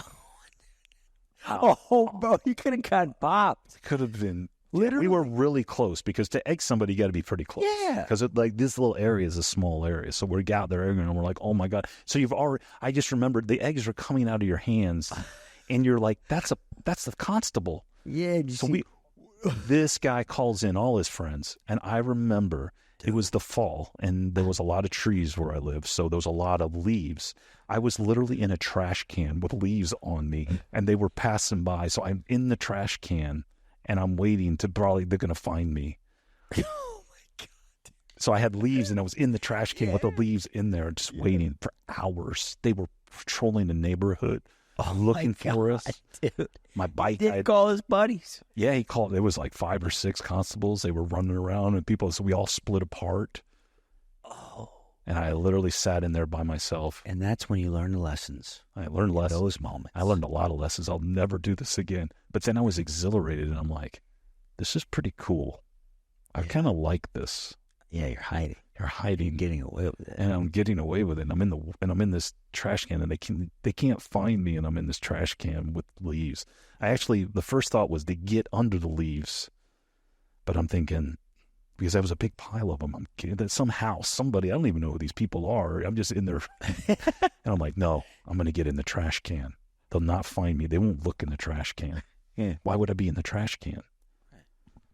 Yeah. So here I'm like in middle school, and I'm in the trash can. Was there trash in it? No, there was leaves because it was just leaves. leaves. See, that's why I opened it up, and it was just leaves in the trash cans. Exactly. It was a big one too. Yeah. You can breathe, and Exactly. air. That's great. And it was the best place. How funny. for You were like free. Oscar the Grouch Exactly. for 3 hours. And then I was like, wow. And then I got away with it. And like everybody was like, what happened? Well, they chased me, and they went down into the bayou, and they went down back in because we had escape routes if we would get caught. Of course. Like you had to. Yeah. So again, I started putting it all together, and it was like, you're made to do what you actually do in real life. Right. And a lot of that stuff, we're ambushing, we're setting up ambushes, and we're doing all this stuff. How fun. So like your friend that's in the middle of Tennessee, he might be, an outdoorsman and understands, that certain things, and he's in touch with nature. He knows how to navigate. He knows well, I know how to, do ambushes because I was really good at it. Well said. Exactly. I know how to do ambushes. It's tactical. And I'm really good at it. Yeah. Okay. What else happened in high school? I think those are the big ones. Well, one time we had done one of those as well, too, and they caught us. And they were the high schoolers, and they caught us. They were the cool kids. They had the cool cars. Dang. And we were basically lined us up on the side of this, in the street. And there was, it's just a neighborhood. There's no one coming to get us. And they're like, we've been looking for you dudes for a while. Did they egg you? No. Did they throw rocks? No, I got punched in the mouth. Because they were like, I didn't say a word. Because they were like, where are your friends? I'm like, I'm not saying a word. I just had this shit-eating grin on my face. Guy cold cocked me. And all I remember, they said that a guy hit me, and it was bad, but I hit the ground, and I basically came right back up. Wang. And then he just looked at me, and then he left. Okay. He was like, hey, the guy just took my best punch. Yeah. And he just got right back up. Yeah. Webbers lead the way. I don't know what the hell that was. I think it was the way that, because it was like grass or something, and I just bounced up. I think I was unconscious probably. Because a guy hit me, man. I don't remember much. I remember the day after. I was sore. Really bad. Like he didn't break my nose. That was sucked. Yeah. Big time. But my face was like swollen up pretty bad. So, eventually you go off to the military, right? Yeah, and I would say playing sports though in high school too, though, that obviously was probably my most memorable time. And hanging out with friends and just, having parties, and that was a good time. I never really remember going to school. School's kind of a wash. Yeah, it was a wash. And when you got into the military, was it right after high school, or did you wait a minute? So I enlisted 6 days after I graduated high school. And I went down to the Military Entrance and Processing Center, or whatever it was. It was called MEPS. MEPS, yeah. In Houston. And that, I'll never forget that. That was my first that kind of realization I was going in the military. Did you sleep at a hotel close by? Actually, I went home because my parents did not sign off. I was young. I wasn't 18. So my parents had to sign off on me going. My first contract was, my Army contract was an Airborne Ranger contract, but my parents did not sign off on that. I was 16 and a half. I didn't know you could sign up.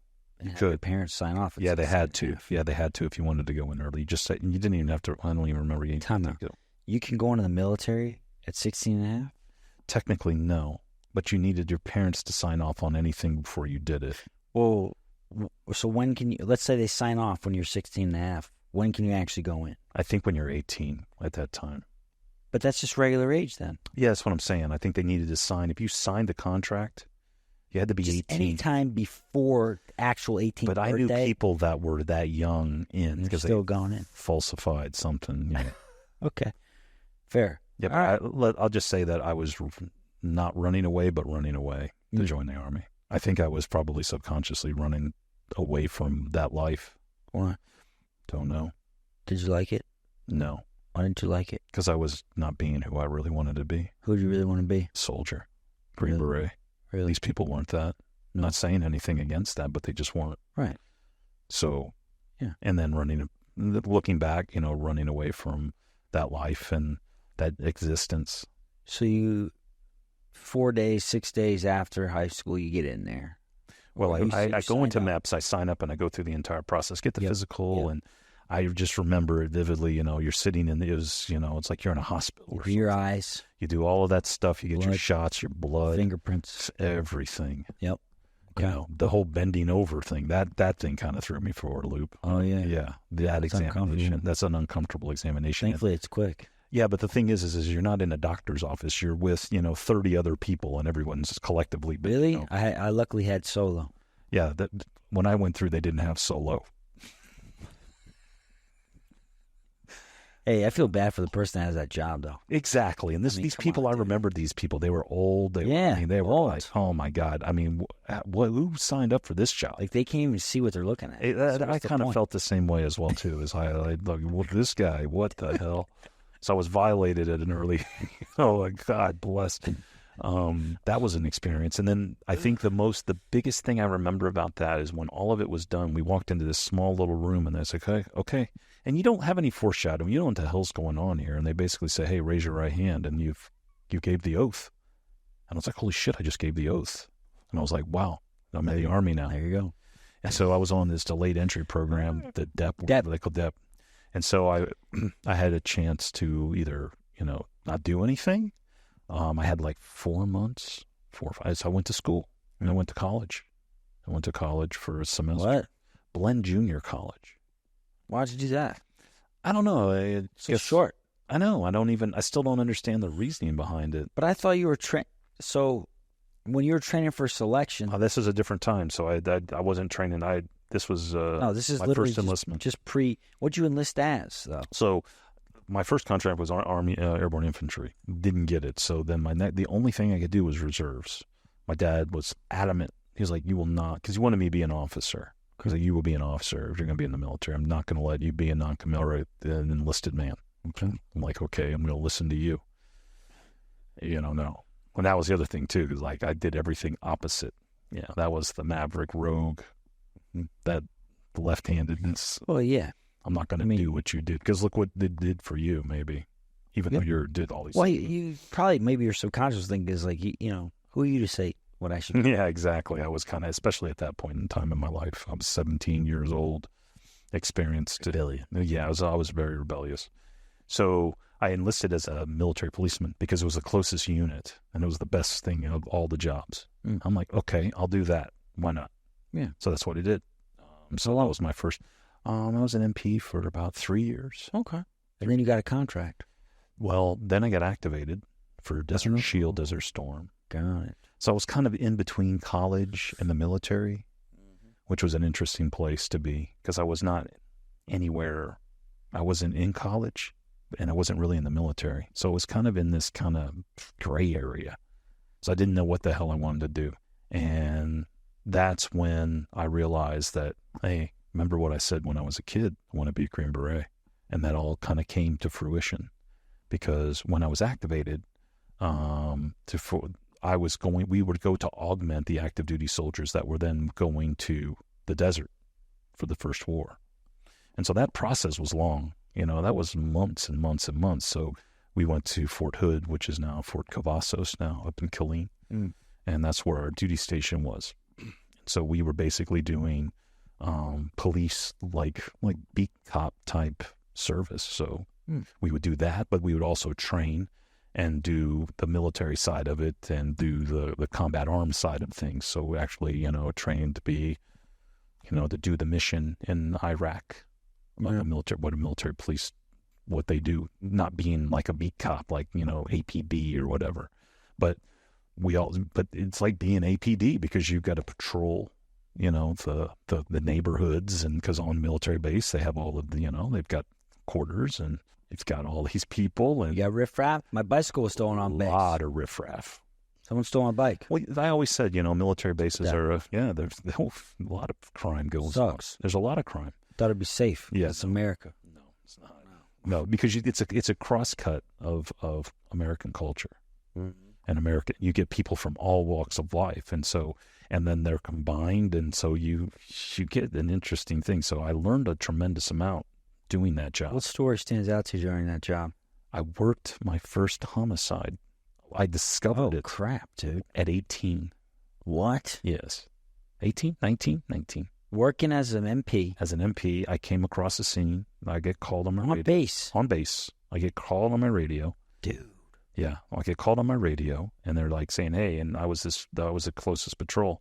And I was like, hey, we've got a situation. We've got a service member who's armed in their quarters, threatening to kill their wife, their spouse. So I was the first one on the scene, and I was like, I'm here on scene. Do you want me to enter the quarters? And they're like, yep. So I'm going in at 19 years old, ready to deal with an individual that may or may not want to shoot his spouse and probably me. Yeah. So I pulled my pistol and I went in. And when I went into the bedroom, as I'm clearing the room and like breaking all things tactical, not having a backup and all this other stuff, because there was no backup because there was not many people there and no one's expecting that to happen. And the person on the radio said, go in, and I went in. And what I found was the service member was on the ground. I won't get graphic, but it was a gunshot wound to the head. And I remember kicking the pistol away from his hands. Yeah. And and the spouse was in the other room screaming. Okay. So she was alive. She was alive. Good. Later, it was found out that she shot him. Really? She was scared? No. So I processing all of this, which I go back and think about now. Wow. Breaking this whole down is I call it in, and I'm on the radio and I'm basically saying I've secured the situation. I don't know if there's any other weapons in the room. And then by that time, the other people were coming, and also criminal investigation division, they were all getting there. Yeah. So, it's crime scene and all this other stuff. You got to treat it like that. I go off and I ask the spouse if everything was okay. Are you okay? Calm down. Are you okay?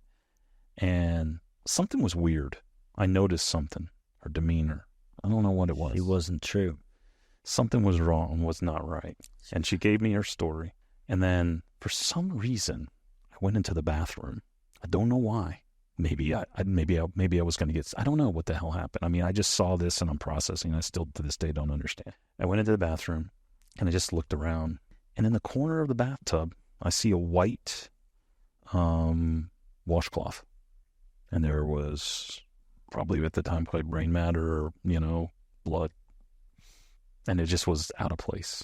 And I told the CID agent that was on site, I said, you need to check the bathroom and you need to check her. And that's all I remember.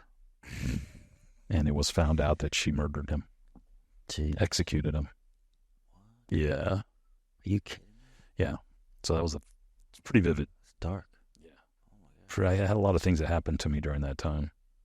The world was, who knew as the war was going on, people were coming on to post and they were being activated and they were going to war. We hadn't known a war like this in some time. I mean, we had Panama, right? Grenada, Panama, and then, now this. And this was a pretty big one. And there were people that didn't want to go to war. They were just there to get, join the army so that they could go to school. Right. And we had these reserve and National Guard units basically going AWOL. Like they would get in buses and go back home. They're like, they're not going to deploy anywhere.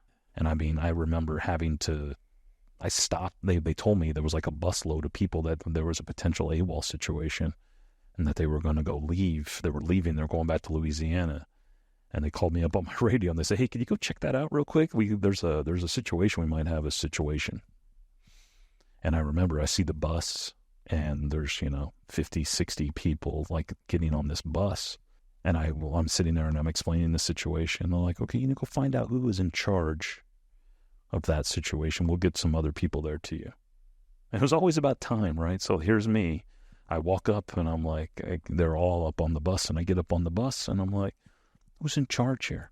And they see I got wearing the MP uniform. Like, who's in charge here? And some master sergeant or something, E8 or something like this, said, oh, I'm in charge here. I said, well, what are y'all doing?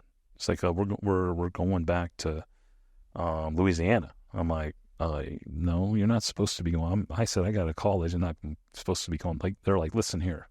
I was an E4. I was a specialist at the time. They're like, you're a specialist. We're going back. So they tried to pull that rank thing on me. And I'm like, no. And I remember saying, they're like, well, we're in charge. This is our bus. We've rented this bus. I said, not anymore. This is my bus now. Right. That's great. This is my bus. That's great. Yeah. And then by the time that was happening, here come all the sirens. Good. And yeah, right. You said, see, so there. See, here's my buddies. Like, but I was alone. It was like most of my things I was alone because what were they trying to do? They were literally going home, and I felt sorry for them because they started crying, and they all were like, "Oh my God, we're all going to die," and all this. I'm like, "What the hell?" I'm like, it was really emotional because when they saw it, and then I think basically it was like a coup. It was like it was an AWOL. It was. Yeah. No bueno. Yeah, so I think a lot of the senior non-commissioned officers got reprimanded, and they got their wish, but, I think they actually went to jail because, that's at a time, that at that time of war, that stuff can be punishable. Yeah. UCMJ, the Uniform Code of Military Justice, that stuff can be punishable by death if you really read it. I mean, interpret it. Yeah. Okay. Yeah. Yeah. Going AWOL?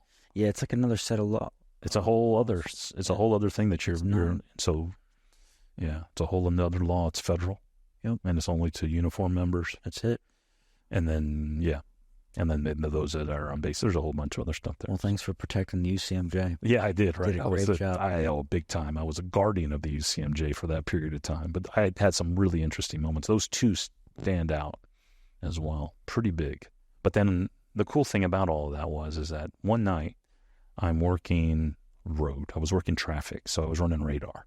And Old Fort Hood, you could come onto Old Fort Hood. It was like you're on the freeway, and then you enter Fort Hood, and you're like right on base, and you could be going like 70 miles an hour, and like you're supposed to get 25 mile an hour, but you could be going 70 miles an hour and think that you're supposed to not, you wouldn't know it if you didn't know you were on the base because they didn't have gates or any of that stuff. This is all pre 9/11 stuff, so the base was open, post was open.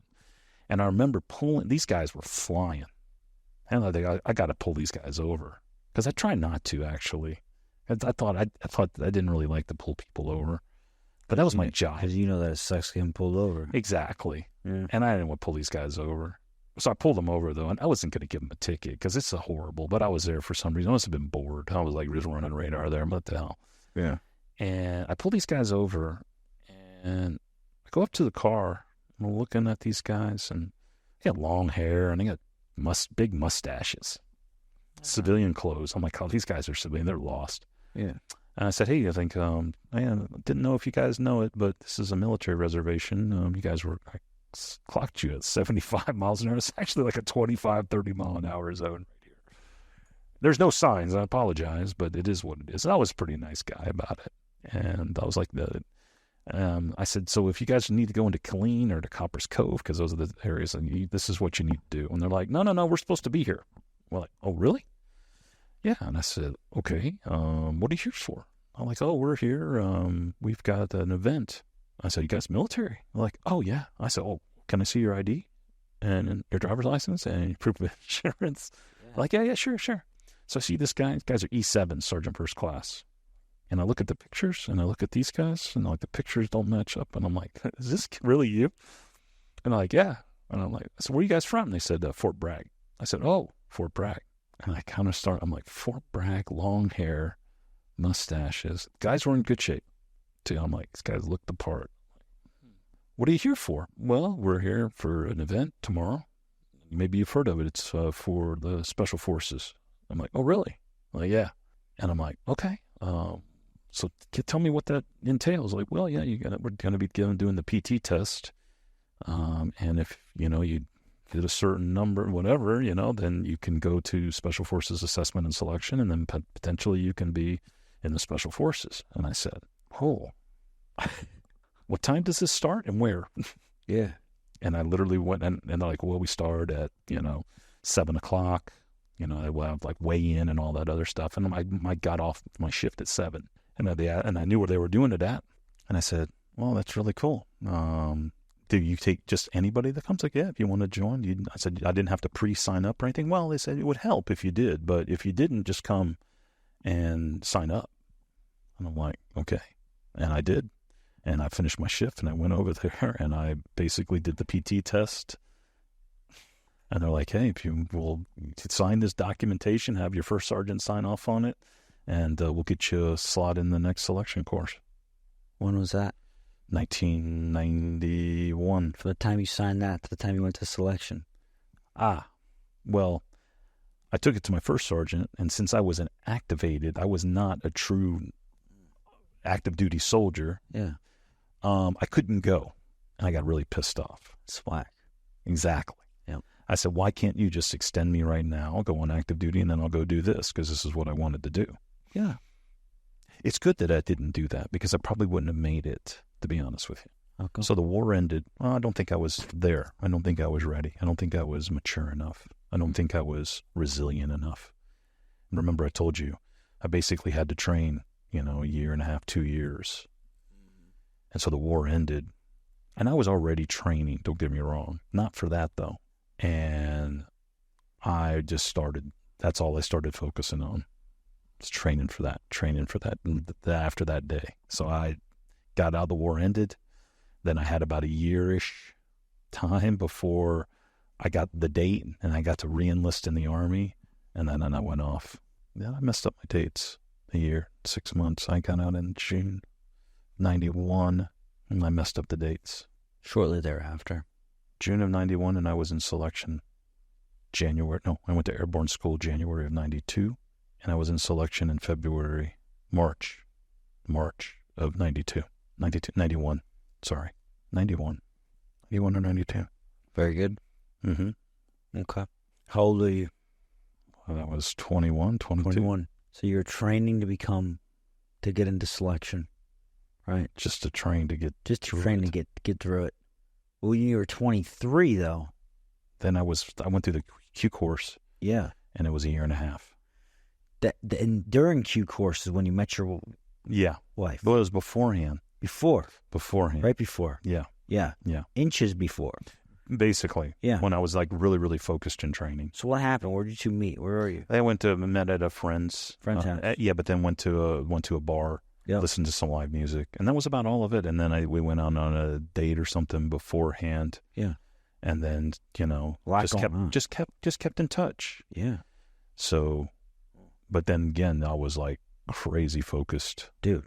Like you're preparing for war. All right. You're preparing for bullets to fly at you. Yeah, that's something else. Yeah, you better be focused. You got to be focused, and then to do things, to go through the training. Mm-hmm.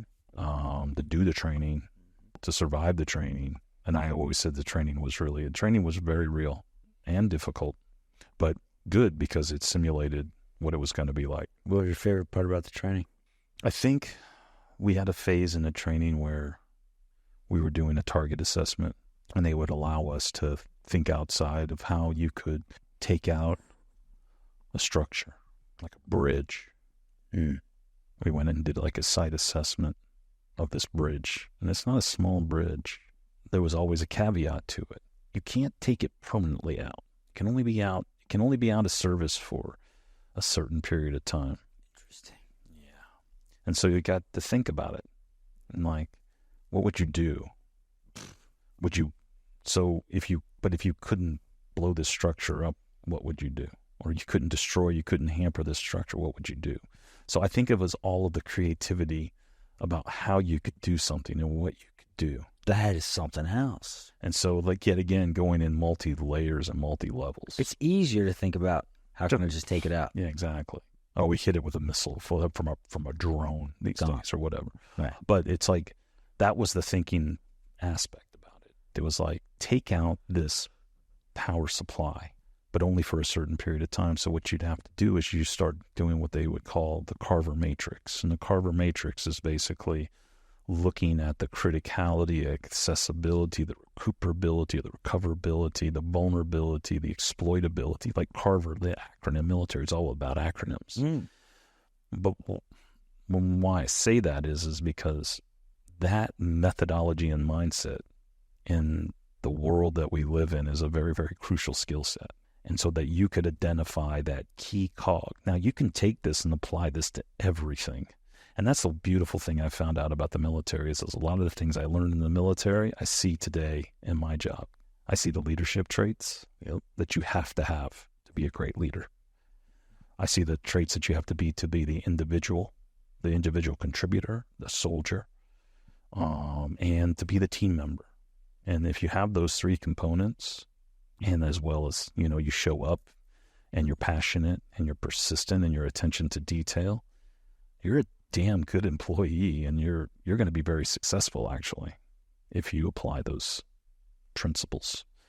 But that piece of the training for me, the looking at something and being able to identify, what it was, the key piece that you could take something down for 6 months or 4 months or 2 weeks, to have the mindset, it's like, that's what I'm going to attack. That's what I'm going to take out. It's deep. It's deep, man. Frank, I didn't know that. Yeah. That's pretty cool. And the person that taught this guy, he was an old school Green Beret, like Vietnam era. Whoa. And he was Japanese. But American. But American. Yeah. And yeah, this guy was like on the top of his game. And just, he would always, the way he would have you think about things, I'd be driving down the road thinking about overpasses and structures and things like this all the time. And it got me to think like that. So it was like, he really, really was a great teacher. And that's the one thing about Green Berets is they're really, really good teachers, because you have to teach others how to do your job and to be effective at it. Remember what I was saying, 1 becomes 100. And that's a powerful thing when it's deployed, and employed, because now you have all of these people doing something, and they're indigenous, they're locals. So yeah, that's what the language aspect comes. So that's what I'm saying. The special operations is like it's different from the SEALs mission in that aspect.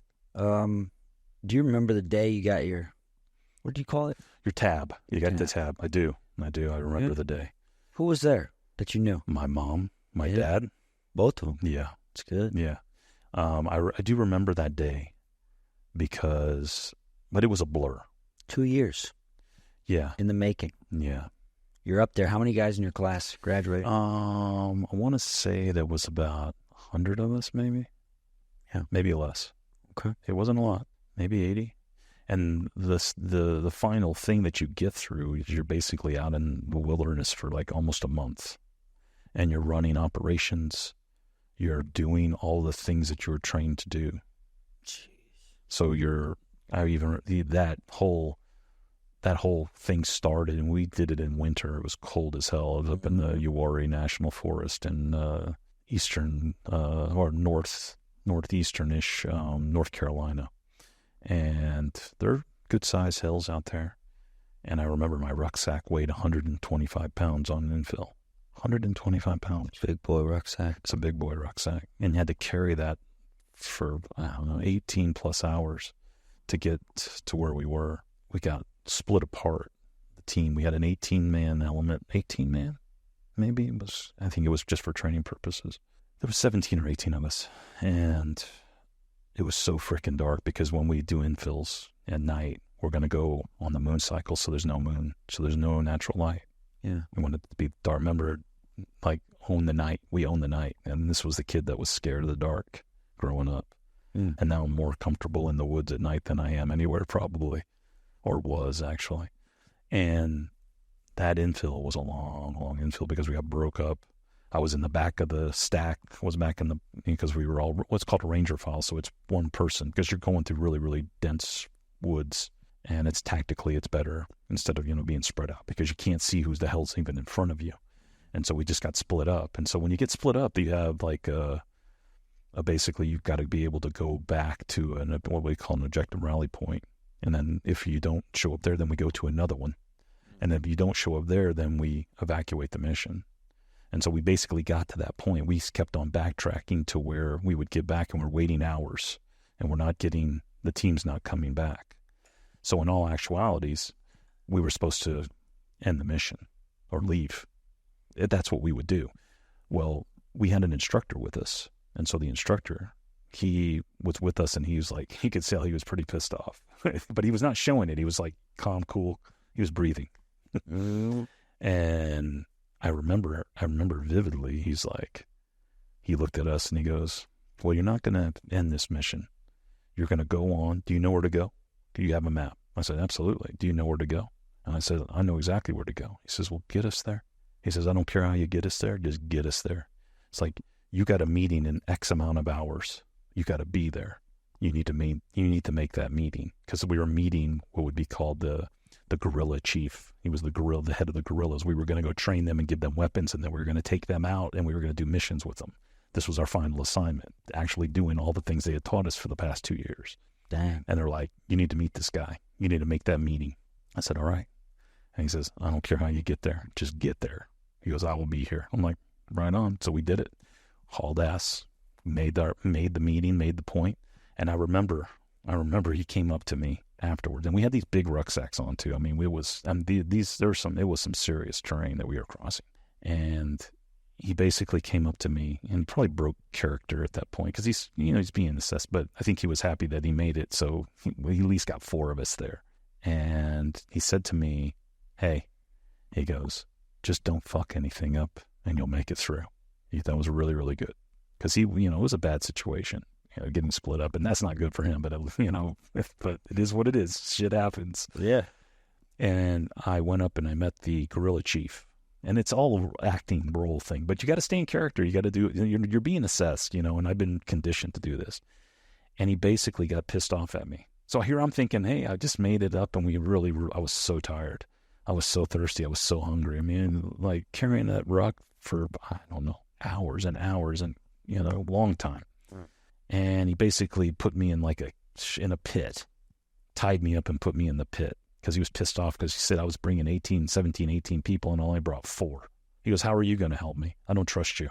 He tied me up and put me in the pit, which was actually a good thing because I got to sleep and I was out. And that was and they tied the rest of us up and they imprisoned us. And they're like, we'll wait until your friends arrive, if they arrive. And if they don't arrive, then, an end will befall you. You playing in the role. Yeah. It was really cool. That's good. So I slept for like a day and a half because they didn't find them. What? They didn't find them. Dude. For like 2 days. They were almost going to shut down the entire exercise because they didn't know where the hell they were. What the heck? I have no idea. They got so lost. So much for GPS. There was no GPS. Not on just this one. map Yeah. and compass and protractor. And they got so lost and they got so cold. They made a fire in some like hollow. Yeah. And they kept themselves out of sight, out of mind, and no one could find them.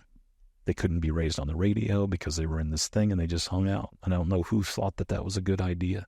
All the while I'm cold, I'm in the pit, at least I'm sleeping, not really eating much, didn't really give me much food. So this was my experience. Right. It was a crazy-ass experience. Yeah, it's supposed to be some great old smooth hoorah at the end, but no, it's like my buddies got lost and now I'm tied up, but I guess I'll take a nap. Well, yeah, what the hell else am I supposed to do? Yeah. But, you know, you don't know because they're going to come in there, you're going to throw water on you, and like, you're a prisoner now, you know? It's like, what the hell are they going to do? Right. There's a part of your mind that you really don't know what the hell's really going on at times. Like, you really believe that this stuff is real. Yeah. And they put you in that type of training, the training where, like, they sometimes have to remind you that it's training. It's to emulate reality. Exactly. For sure. But they got to be careful. And at the time, there wasn't a lot of, you know, safeguards at that time. Now they have a lot more safeguards, but they've had people, you know, kind of go crazy on them for stuff like that. So they got and they're really, like, whoa, really, dude, chill. yeah, exactly. Okay. Like, you know, chasing people with their e-tool, you know, stuff. Yeah. This happened. It didn't happen to me. Like I said, I was just chilling out, but I didn't know what the hell was going to happen. Okay. That's a trip. I'm glad you got to sleep, though. I was tired, man. Yeah. My back was like, Ouch back. that was a such, man. Pounds around. 120, like, freaking 5 pounds. I don't even know how the hell we carried all that stuff. But we would have to like cross-load that stuff off to each other and like, hey, you got to take this or we got to take this. And but we were told we got to take all the equipment that we brought in. It's got to be there. So you got the graduation day. And then did you have a specialty amongst being a specialty? I was an engineer. You I was an engineer. What kind of engineer? Yeah. Basically general civilian type engineering. So civil type engineering. So you were building electrical, bridges. could build a bridge. Yeah. But the really cool part about that was the demolition side of it. Yeah. And so it was more about the destruction of said things. Of course. I wasn't the best electrical engineer. I wasn't the best plumber. Definitely not the best carpenter. But when it came to the other side of that, yeah, that was a good skill set. That was a really good skill set. I like doing that. So you were in the military how long? 24 years. Now, not all the time active duty. Right. But 20 years. No, 24. Active. 15 Oh, active. 15 active. Oh, so did you do reserves at the end? I did. Okay, so in the beginning and the end. Beginning and the end was So the 15 active. 15 active. And Majority of that was as in special forces. how many times did you head out of town from America? A lot. What does a lot look like? I don't know. The lost count. A bunch. A bunch. A lot of deployments. Get yourself in any sticky situations out there? Yes. Like sticky situations. Like, oh boy, I could not be here yeah. in 10 seconds if I don't take action here. Yeah. Yeah. A few. A few. But other situations, there was always other situations as well, too. Navigating from point A to point B always. Yeah. Before you got to your entire... That could be on the job or off the job. Right. There were situations. There just were situations. Sure. Where you had to do something to be able to get the point B. Right. Maybe, yeah. I'm not saying that would they be considered unlawful here in the United States? Maybe here or there. Yeah. Maybe unlawful somewhere else. The thing is, you did what you had to do. I did what I had to do. To complete the mission. To do the mission. Yep. Understood. There's gray area, and there's a lot of gray area. And, you know, gray, what do they say? How many different shades of gray are there? There's a lot. 50 at least. Well, I think there's 64, actually. I don't know. But there's a lot. And so there's varies, like, what is that? What did we do? You know, I look back at some of these things and just say, how the hell did I make it through some of these situations? What comes to mind? A shareable situation. Okay, I got one for you. I was in Kiev, Ukraine, at the airport entering Ukraine. I happened to be sitting across from 40 Iranian students. Now, there's nothing wrong with that. It's in the 90s. You know, there's still tension about what happened, you know, Iran and the U.S. You know, there just happens to be a couple of, you know. They're kids. Exactly. That wasn't really what was worrisome. It was what I was carrying on me at the time. I had a lot of cash on me at the time. Why'd you have so much cash going into Iran? Well, I wasn't in Iran. I was in Ukraine. Yeah. Because it was a part of my mission. So I just had a lot of U.S. dollars on me. Where was it? It was strapped to my body. Okay. And what happened? I made it through. Yeah. That's awkward. It was very awkward because it's like I didn't want, because you don't know what's going to happen between you and customs. Right. But I needed that money. Yeah. And I actually did it when I was in the Frankfurt airport. And then I sat on the flight with all this stuff strapped to me. And I'm going to say it was a sizable amount of cash. And so that was weird. Yeah. I hadn't really experienced that before. So you had a bunch of things going on. I had a bunch of things going on. You had these kids that were from Iran. They were looking at me like crazy. They were on one side of the room and I was on the other room. And then on top of it, so you got all this cash on you. You're like, oh boy, this is intense. Here's the good thing. I hope I don't get busted. Yeah, and it was weird because they weren't on the same flight I was on. They knew I came off a Lufthansa flight. Yeah. So I came off a Lufthansa flight, and they came off of their flight. I can't remember what they came in on, and we were all just sitting. It was this weird room. It's not like customs, like you're coming through, the U.S. Right. We're just in this weird room, and then there was somebody that's Ukrainian. Now, the good thing was I spoke Russian. Yeah. Thank goodness. Right. So I was able to get, and my name, they're thinking I'm probably German. So it's okay. Frank. Yeah. Right? So, but it was just a really interesting situation that entire deployment was interesting. And now I look back at all of that because at that time, that is when they were dismantling all of Ukraine's nuclear arsenal. So Ukraine doesn't have any nukes, doesn't have any missiles. What'd you do with all that cash, Frank? Well, I had to use it. There was no bank that they were going to transfer money me to, or there was no service where I was going to get, What's the most expensive thing? Cash app. Well, it was for me to take care of my apartment and where I was going to live. Okay. So I didn't live, I'll just say I lived in the city. You didn't splurge in the apartment, did you? No. You had all this extra cash. I was actually coming, because you were frugal. Another colleague I was meeting who because it wasn't your money. Technically, it was not my money. It was Uncle Sam's money. It was Uncle Sam's money. I'm going to respect this and buy a decent apartment. Yeah. Nothing too crazy. Yeah, but I'm just saying it was a large amount of cash. Let's just put it, especially during that time frame. And it was very awkward. Yeah, it's in chunks. It's in bricks. Exactly. And I got to sneak in. Break it down. So the whole part, and then that was an odd situation. They couldn't have just FedExed it. No. They probably could have put it through the diplomatic pouch. Yeah. But they didn't. I wasn't there on a diplomatic passport. Right. Let's just put it that way. Right. I was there. You're being sneaky. Exactly. I find that fascinating that you were doing stuff like that, being an Army guy. It's kind of like CIA type stuff. No, I was there actually just to learn language. Really? I was there to work on my Russian and work on my Ukrainian. Okay. And my job basically was just to be like an office assistant at the embassy. That was it. And then help with military liaison work. Have you ever had to, we're going to give you the PG version. Have you ever had to, take a bad guy and push him away from you by chance? Have you ever ran into a bad guy that close where you've had to say, hey, get away from me? Like a bad guy? I'm talking bad guy to like a freaking guy that doesn't like America. I've been in situations like that. Dang, that's close. That's pretty close to a bad guy. Very close. Yeesh. It's intense, man. Glad you're here. Tell you about it. No, very close. Dang. Okay. Out of your military career, 15 years, it's a good chunk. What would you say was the most valuable lesson that you learned from being an operator? Team. It's all about team. I mean, nothing more. Teamwork.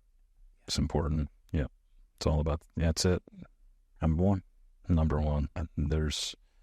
I tell people that, it's great we talk about, the flag and what we do, but in the end, when it's all said and done, or when it's all going down, you look to your left, you look to your right, it's your friends.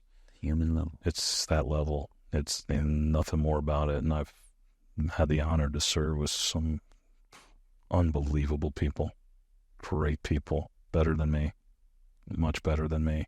And just, man, we were always like, I want you to go home to your family. I want you to, it's like that you would lay down your life in a second for these guys. It was nothing more than that. Being an engineer, thank you for sharing that, by the way. Mm-hmm. Being an engineer, you didn't have to carry a gun. Yeah, no, I did. Oh, yeah. Often. Always. Always. Always. Oh, you did? Oh, yeah. No. You didn't happen to find yourself in any situations where you might have had to use that gun, have you? You did. You had to use it. How'd that impact you? Business. It's all business. It's all business. So it's basically taking that part of your brain and shutting it off, the humanistic You side. trained for that. This is what you train for. You're in the business of soldiering.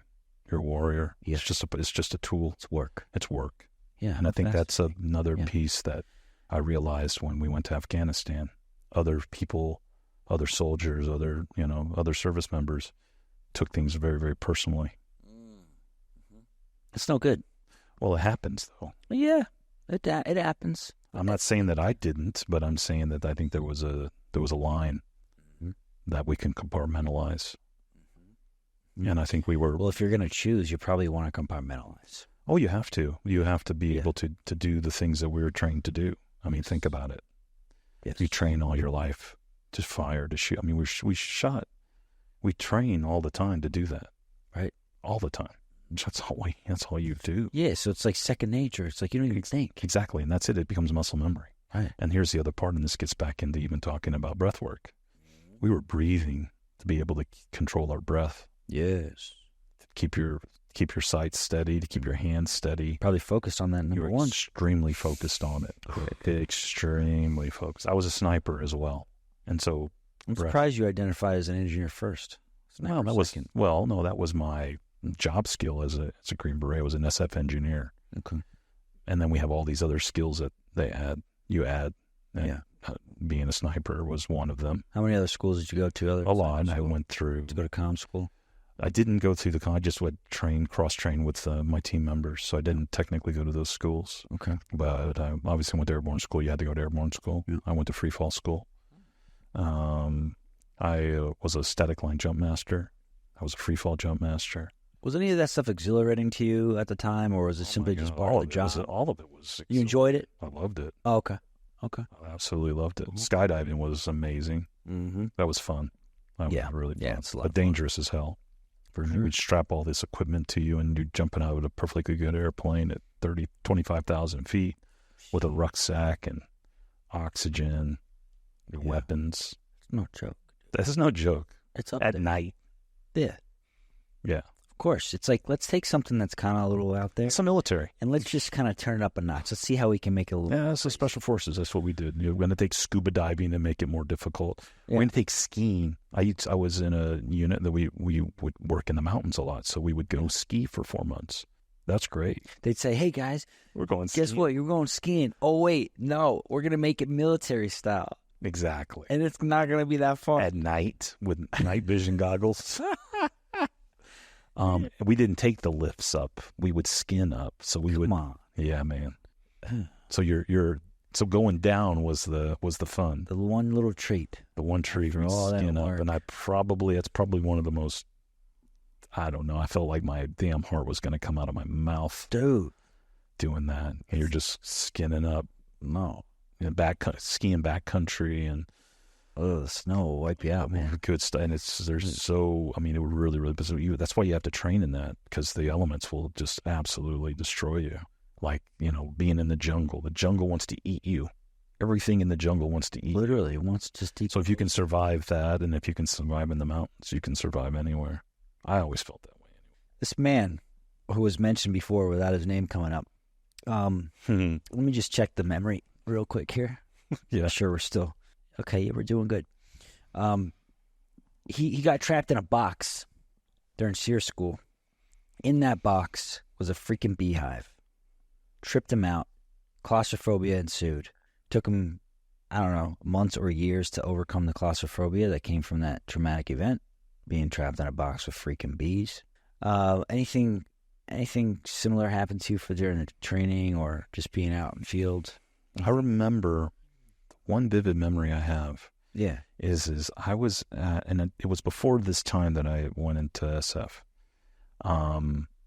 I was at a military operations and urban terrain training. It was a train the trainer course, and I became certified in it. And we were doing this because we were getting ready. We were training up to fight in Iraq. And so they had the built-up city and the whole nine. So it looks like it's a city, and it's like, it's like a range, and, you could go in, and it's got buildings, and Part of the instructor training was that you would become the op-for, or the opposing force. So I was going to emulate what a guerrilla or what a insurgent force might look like. So soldiers would be coming through, and we'd throw, like incendiaries and, not fake grenades, like little flashbangs, but they were, but simulated, and we'd shoot up blanks at them. We had this system called the Miles system. And so if you got shot, they would have like a laser, and if it hit your thing, it would go off. So we were running and going through these buildings and doing all this stuff. And it was actually really cool. I was actually really, really good at doing that type of stuff. I was really good. Remember, as a kid, I was always trained in doing this stuff. So when I was by myself or with a small group of people and attacking a large force in this cool little city, was like me as a kid. Yeah. Because I used to do that. I used to play war all the time as a kid. I didn't really get into all that, but I spent a lot of time in the woods. I spent a lot of time doing that stuff as a kid. Yeah. A tremendous amount of time. So I always felt good operating by myself independently and or doing stuff like this unconventionally. And so I remember doing this, and in between the buildings, they had these little tunnels. So you could go in between the building, you could pop up here, and then you could go by. So you wouldn't be on the street, so they couldn't get you. Good. So it's like simulating, like a sewer system or an underground system. Yeah. Well, it was kind of getting towards the end of this about an hour-long exercise. And I was basically had one more building to go down to, and I needed to move to this other building. Well, these guys got good, and they actually flanked around, and they knew what I was doing. They happened to throw a HC smoke grenade, and it has like a white smoke that comes out. They put it in the tunnel, and I got caught in the tunnel, and this has a really, really massive choking effect, and I thought I was going to die.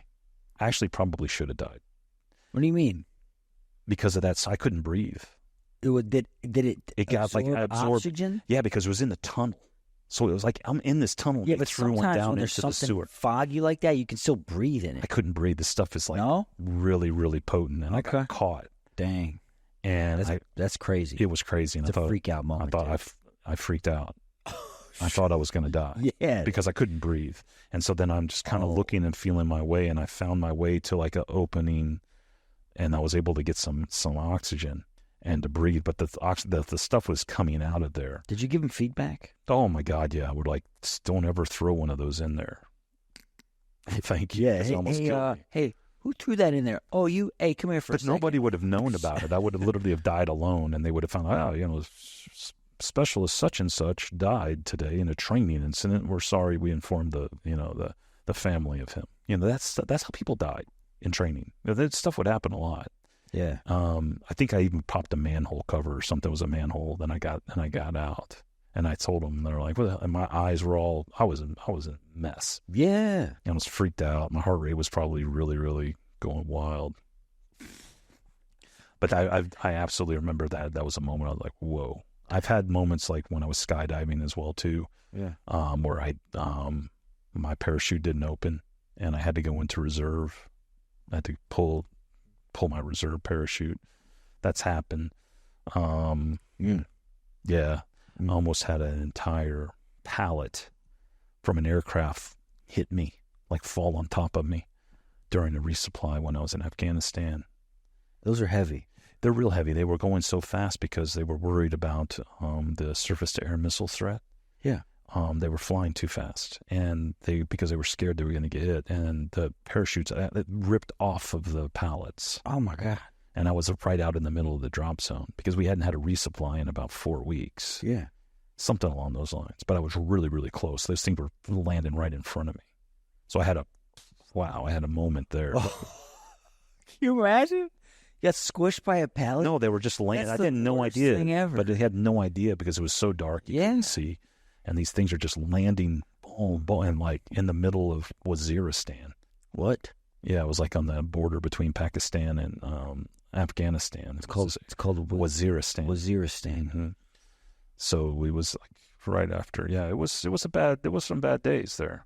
But I think in my mind I probably thought it was a lot closer than I really was.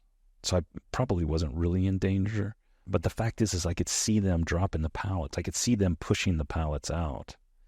Yeah. And then they're landing, it's like, you just don't know. And this has happened before, to not to the U.S., but to happen to some people like in Kurdistan. This happened in the 90s. You got not docked. Yeah, because they were actually running towards the pallets before they landed, because they were so happy to see the pallets. Yeah. Right.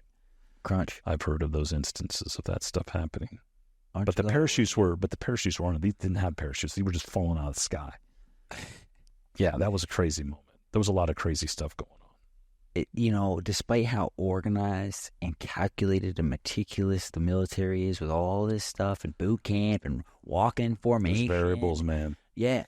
Oh. And Stuff like goes bananas. And you think my stories or anything, my friends' stories are incredible. The things that they went through, the things that they did, and the complete different aspect.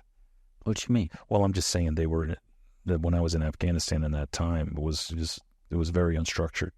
There was a lot. It was the beginning, so I don't know how many, not long after 9/11. But the war started to ramp up, and these guys, they followed on later, and they were in Iraq. And just some of the things that they had to go through and experience. I wasn't on that mission with them, but the stories that they tell me about are just crazy. Yeah. But the variables are out there, and that's what you can't calculate for these variables. I remember when I was in high school, I think, some guy came back, a mutual friend of the host of the party I was at, came back from Iraq. He was drinking his face off, smoking weed. And he was telling me about his war stories. He was all jacked up. He was numbing his pain heavily. I go, what's going on, man? He was sitting by himself in a plastic chair at a party. I'm like, what's up with this guy? And he looks at me, he goes, can you imagine if there's a kid staring at you and that kid has a gun and you're thinking that kid's going to shoot you, but instead you have to shoot the kid? Mm-hmm. Yep, stuff runs serious. Yeah. It's about the situations. It's like not looking... It's looking at people's hands. Yeah. You're looking at people. You're going through crowds of people. You have no idea what's going to happen. Dude. Yeah. It's war. It's war. And here's the thing: is that you one day you're in the middle of wherever, and then you're back home, and that nobody prepares you for that transition, and it's a tough transition. That's why it's good to be amongst friends. Yeah. It's good to be part of that group that you're members. talking about. Exactly. It's good because you can help self-regulate or regulate and self-regulate because you have them there. But what happens when you're not and you get thrown back in and then you're coming 1 minute, like I said, you're on the streets, and then here you're back in the U.S. and then you're interpreting situations. Right. That's a tough thing. There's no training for that. Mm-hmm. And so a lot of people go through a lot of things, and a lot of people are put in a lot of service members are put in a lot of precarious situations. And you've seen, they've done it in movies where, people that are innocent, not like we're, going around wasting civilians, right? That's not what we do. It's not our thing. We're very, very disciplined to not do that and train not to do that. Even if you do that, you're going to get in trouble. Oh my God, yeah. Yeah. We had bad incidents, and they would come out and they would do an investigation. Mm-hmm. And they would come out and ask us all these questions, and then they would basically, if they found you guilty, you were done. They were done. Yeah. And so there was that side of it. But it's like when you're in the situation, you're not thinking about that stuff. You're like reacting and you're responding at the same time. I mean, you got to be reactive, despite how cool, calm, and collected you want to be, right? Like, oh, I'm focused and I'm trained. At the same time, it's like, boom, a second goes by. Yeah, and crap hits the fan. And then that second is going to be, analyzed for the rest of your life if you make the wrong decision. But here's the thing. You can't live like that. You can't fight like that. You can't operate like that. So this is why it's really, really, really pertinent that you're in charge of your feelings, your emotions, you regulate them. Mm-hmm. And that's why the training. Mm-hmm. And that's why the muscle memory. That's why you do it so much. It just gets to a point where everything slows down and you can see the situation for what the situation is. I would say that I've had more opportunities to, I don't know if I want to say that. I would just say I used restraint as much as I possibly could before engaging. That's probably the best way to put it. Sure. Yeah. Because you can see situations, and situations can be deemed and looked at as a different, but if you just It's all about restraint. It's all about, yeah. And also knowing that we were where we did, and what we did was, you don't have a bunch of people with you. It's a small force. Mm-hmm. And you are a long way away. Exactly. And so you want to engage. Exactly. Plus then what's the value if you don't? And maybe there's an opportunity to collect information or whatever that may be. So there's always these things. Remember, like I was telling you about the targeting, multi-layers. And I think that's probably one of the best things that came from my military experience that I've been able to apply in life is to look at things in a lot of different ways, have multiple courses of action, have multiple plans for just one, have backups. Let's talk about this because there's something I want to tell you. As one thing when we do these things, when we would do these types of missions and these operations, you basically have to memorize everything. Everything. You don't write anything down. They're taught not to write anything down. You memorize it. You memorize all the frequencies. You memorize places on maps of where to go, what to do for multiple issues. Mm-hmm. Like I was telling you, if you had to escape, you have you got to memorize that. When I noticed in boot camp, they would give you the instruction. You had to freaking get it then and there, right? And if you mess up, then you're punished. You suck. Try again later. That's the thing. Bud, same stuff, right? Do it now. You've got your instructions. Figure it out. Don't mess up. Exactly. Yeah. And a lot of that. That deal really, really stretches your mind, and you're able to put things and able to remember things. You figure out how to use your memory. Exactly. Right? To create heuristics. Exactly. Like that's part of my job now. So unlock that part of my brain to remember more. Exactly. Yes, it's cool. Associations, Good. and like you said, it's an amazing skill. Yeah, because I watched this guy on YouTube.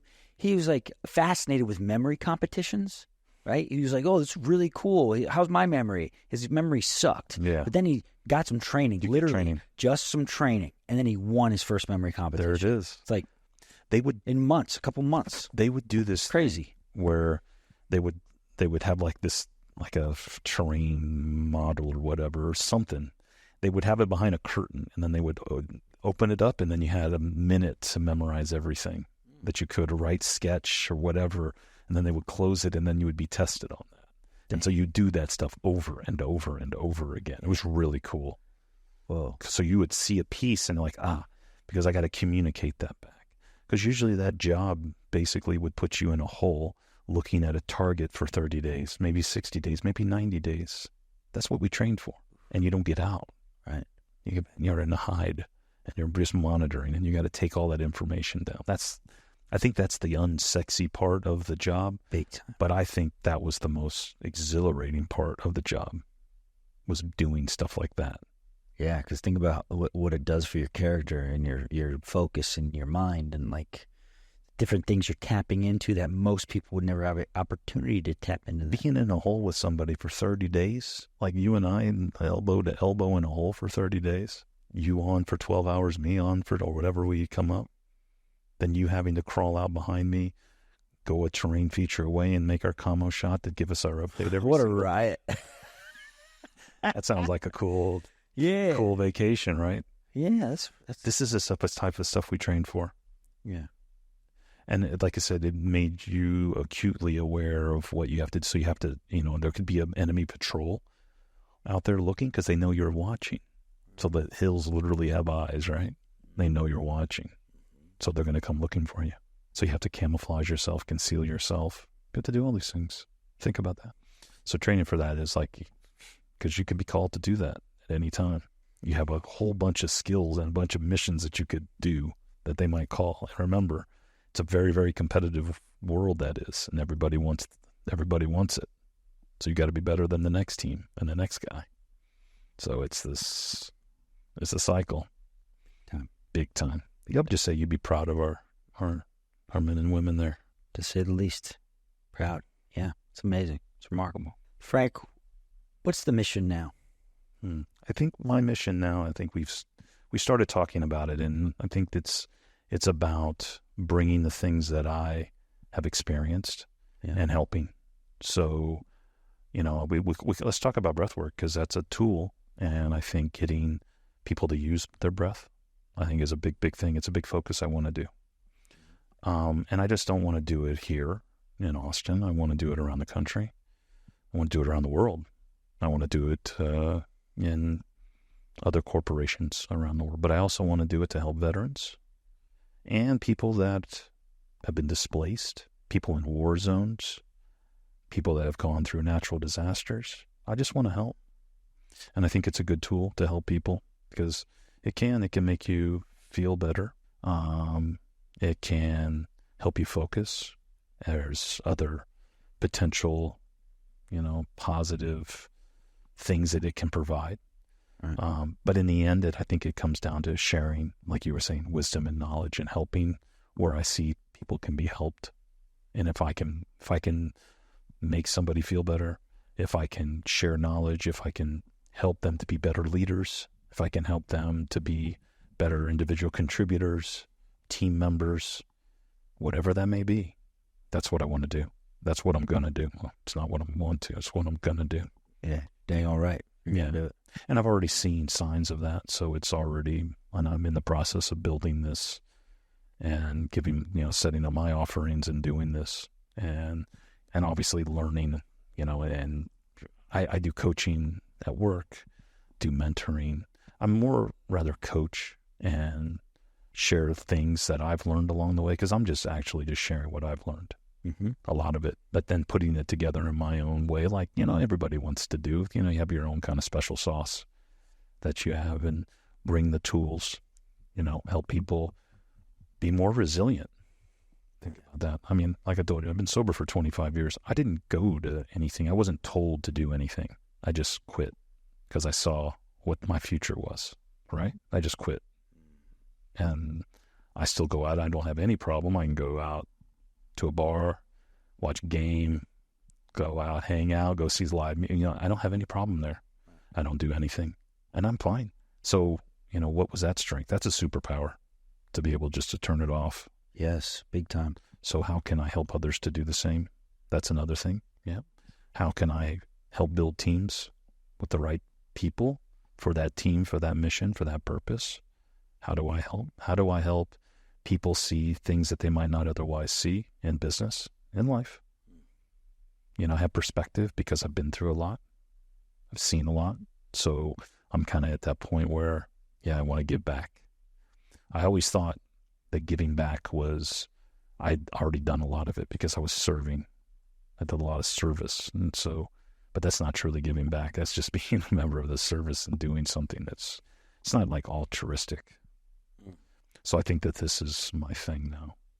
And I'd love to be able to, go and travel to places like I just did, go to a blue zone, go experience things there, feel the energy, share that energy, share what that is to people, help maybe take people there and talk about these things.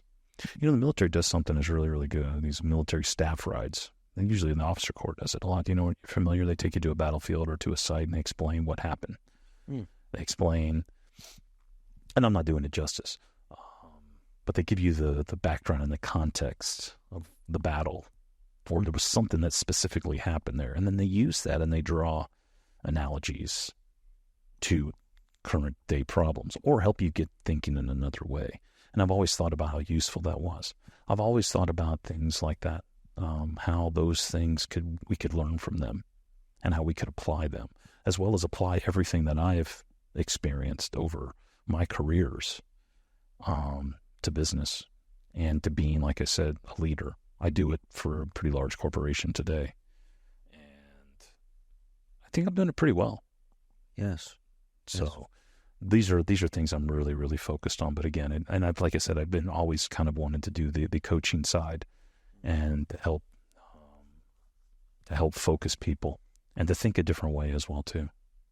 I'm usually known as I'm the tempest in the teapot. I'm calm, cool, collected, because that's what I was trained to do.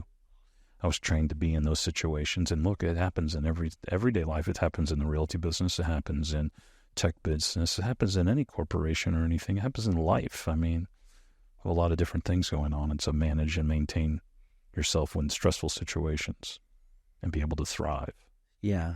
So a lot of, I can see the alignment in your newfound purpose tying into what you've learned in the military. A lot of great lessons from that career. Yeah. And I think helping people in those ways is going to be extremely groundbreaking for them. Just impacting one person in one way is going to change their life forever. That's what I think and see is like when I've done some breath work and I see that it's activated somebody or got somebody to feel the way I felt and it's changed their life. And or if I talk to somebody and maybe help somebody that's unemployed, right? Help them get a job or help, focus them and repurpose them and maybe to start thinking about different things, maybe to start thinking and to be more disciplined, maybe something along those lines.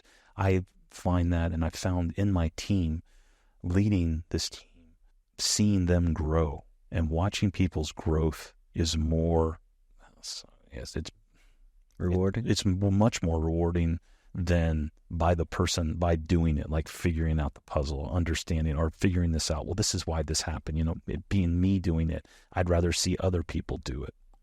That's more rewarding. It's seeing my team, seeing the people that I've recruited ascend the ladder, the corporate ladder, and be extremely successful. That is the stuff that makes me feel even better. That's the juice now. 4 is jumping out of perfectly good airplanes or fast roping, rappelling, climbing mountains, all that stuff. That was the juice, or being in combat or being whatever. No, this is more so. I get more energy and feeling from doing this and helping people than I did doing that. Let's say it's 150 years from now. Your grandkids want to get to know you. Is there anything you'd want to say to them if they're listening to this? Great grandkids. From the 50. Great grandkids. I would say what I've been saying. Know thyself. Know thyself. Thyself. Find your authentic self. Be yourself. I think that is my life lesson. I want you to envision this. These kids are going to push play because they want to get to know their great grandpa Frank. Is there anything else you want to say to them? Love every day like it's your last day. It's fired up. That's awesome. I think that's been, and live your life that way. And I think we even said it before, is that the journey is important. Yeah. Don't lose sight of the journey. Don't lose sight of the present day. Make every day a great day. And you can do that. Choice. Your choice. Help people. Give back. Because giving back 1 gets back 10x. And there's just this power in doing it. Big time. Big time. Frank, how do people get a hold of you? That's a good one, man. We'll maybe have to come back and re-edit because I don't really have any social media. I don't really do that. Yeah. You got an email maybe? You don't use that often? No, I have it. It's my name, actually. It's actually my business name, too. But right now, there will be a website soon. There'll be probably an Insta. There'll be, other ways to get in contact with you. But you can always give me a frank@frankhweber.com. And that's 1B like the grill. So frank@frankhweber.com. It's a mouthful. You ever been on a podcast before? No, this is my first one, actually. You rocked it. I did? Yeah, you know what? I think it's funny when people ask me, how did I do? I'm like, there's no scale here. What do you mean, how'd you do? You're just being yourself. You're the This expert. Great. You do this all the time. I don't do this. Yeah, just, I think if there is a score, it's like, hey, how truthful were you in your responses? As long as you're telling the truth, 10 out of 10. 10 out of 10. You crushed it, Frank. Thank you, man. Thank you so much. Yeah. Folks, you heard it here first. Greg Carlson, Frank Weber with 1B. Such an awesome podcast. Oh my gosh, I earned my dinner tonight. Till next time, Austin Elite Podcast. Stay fired up.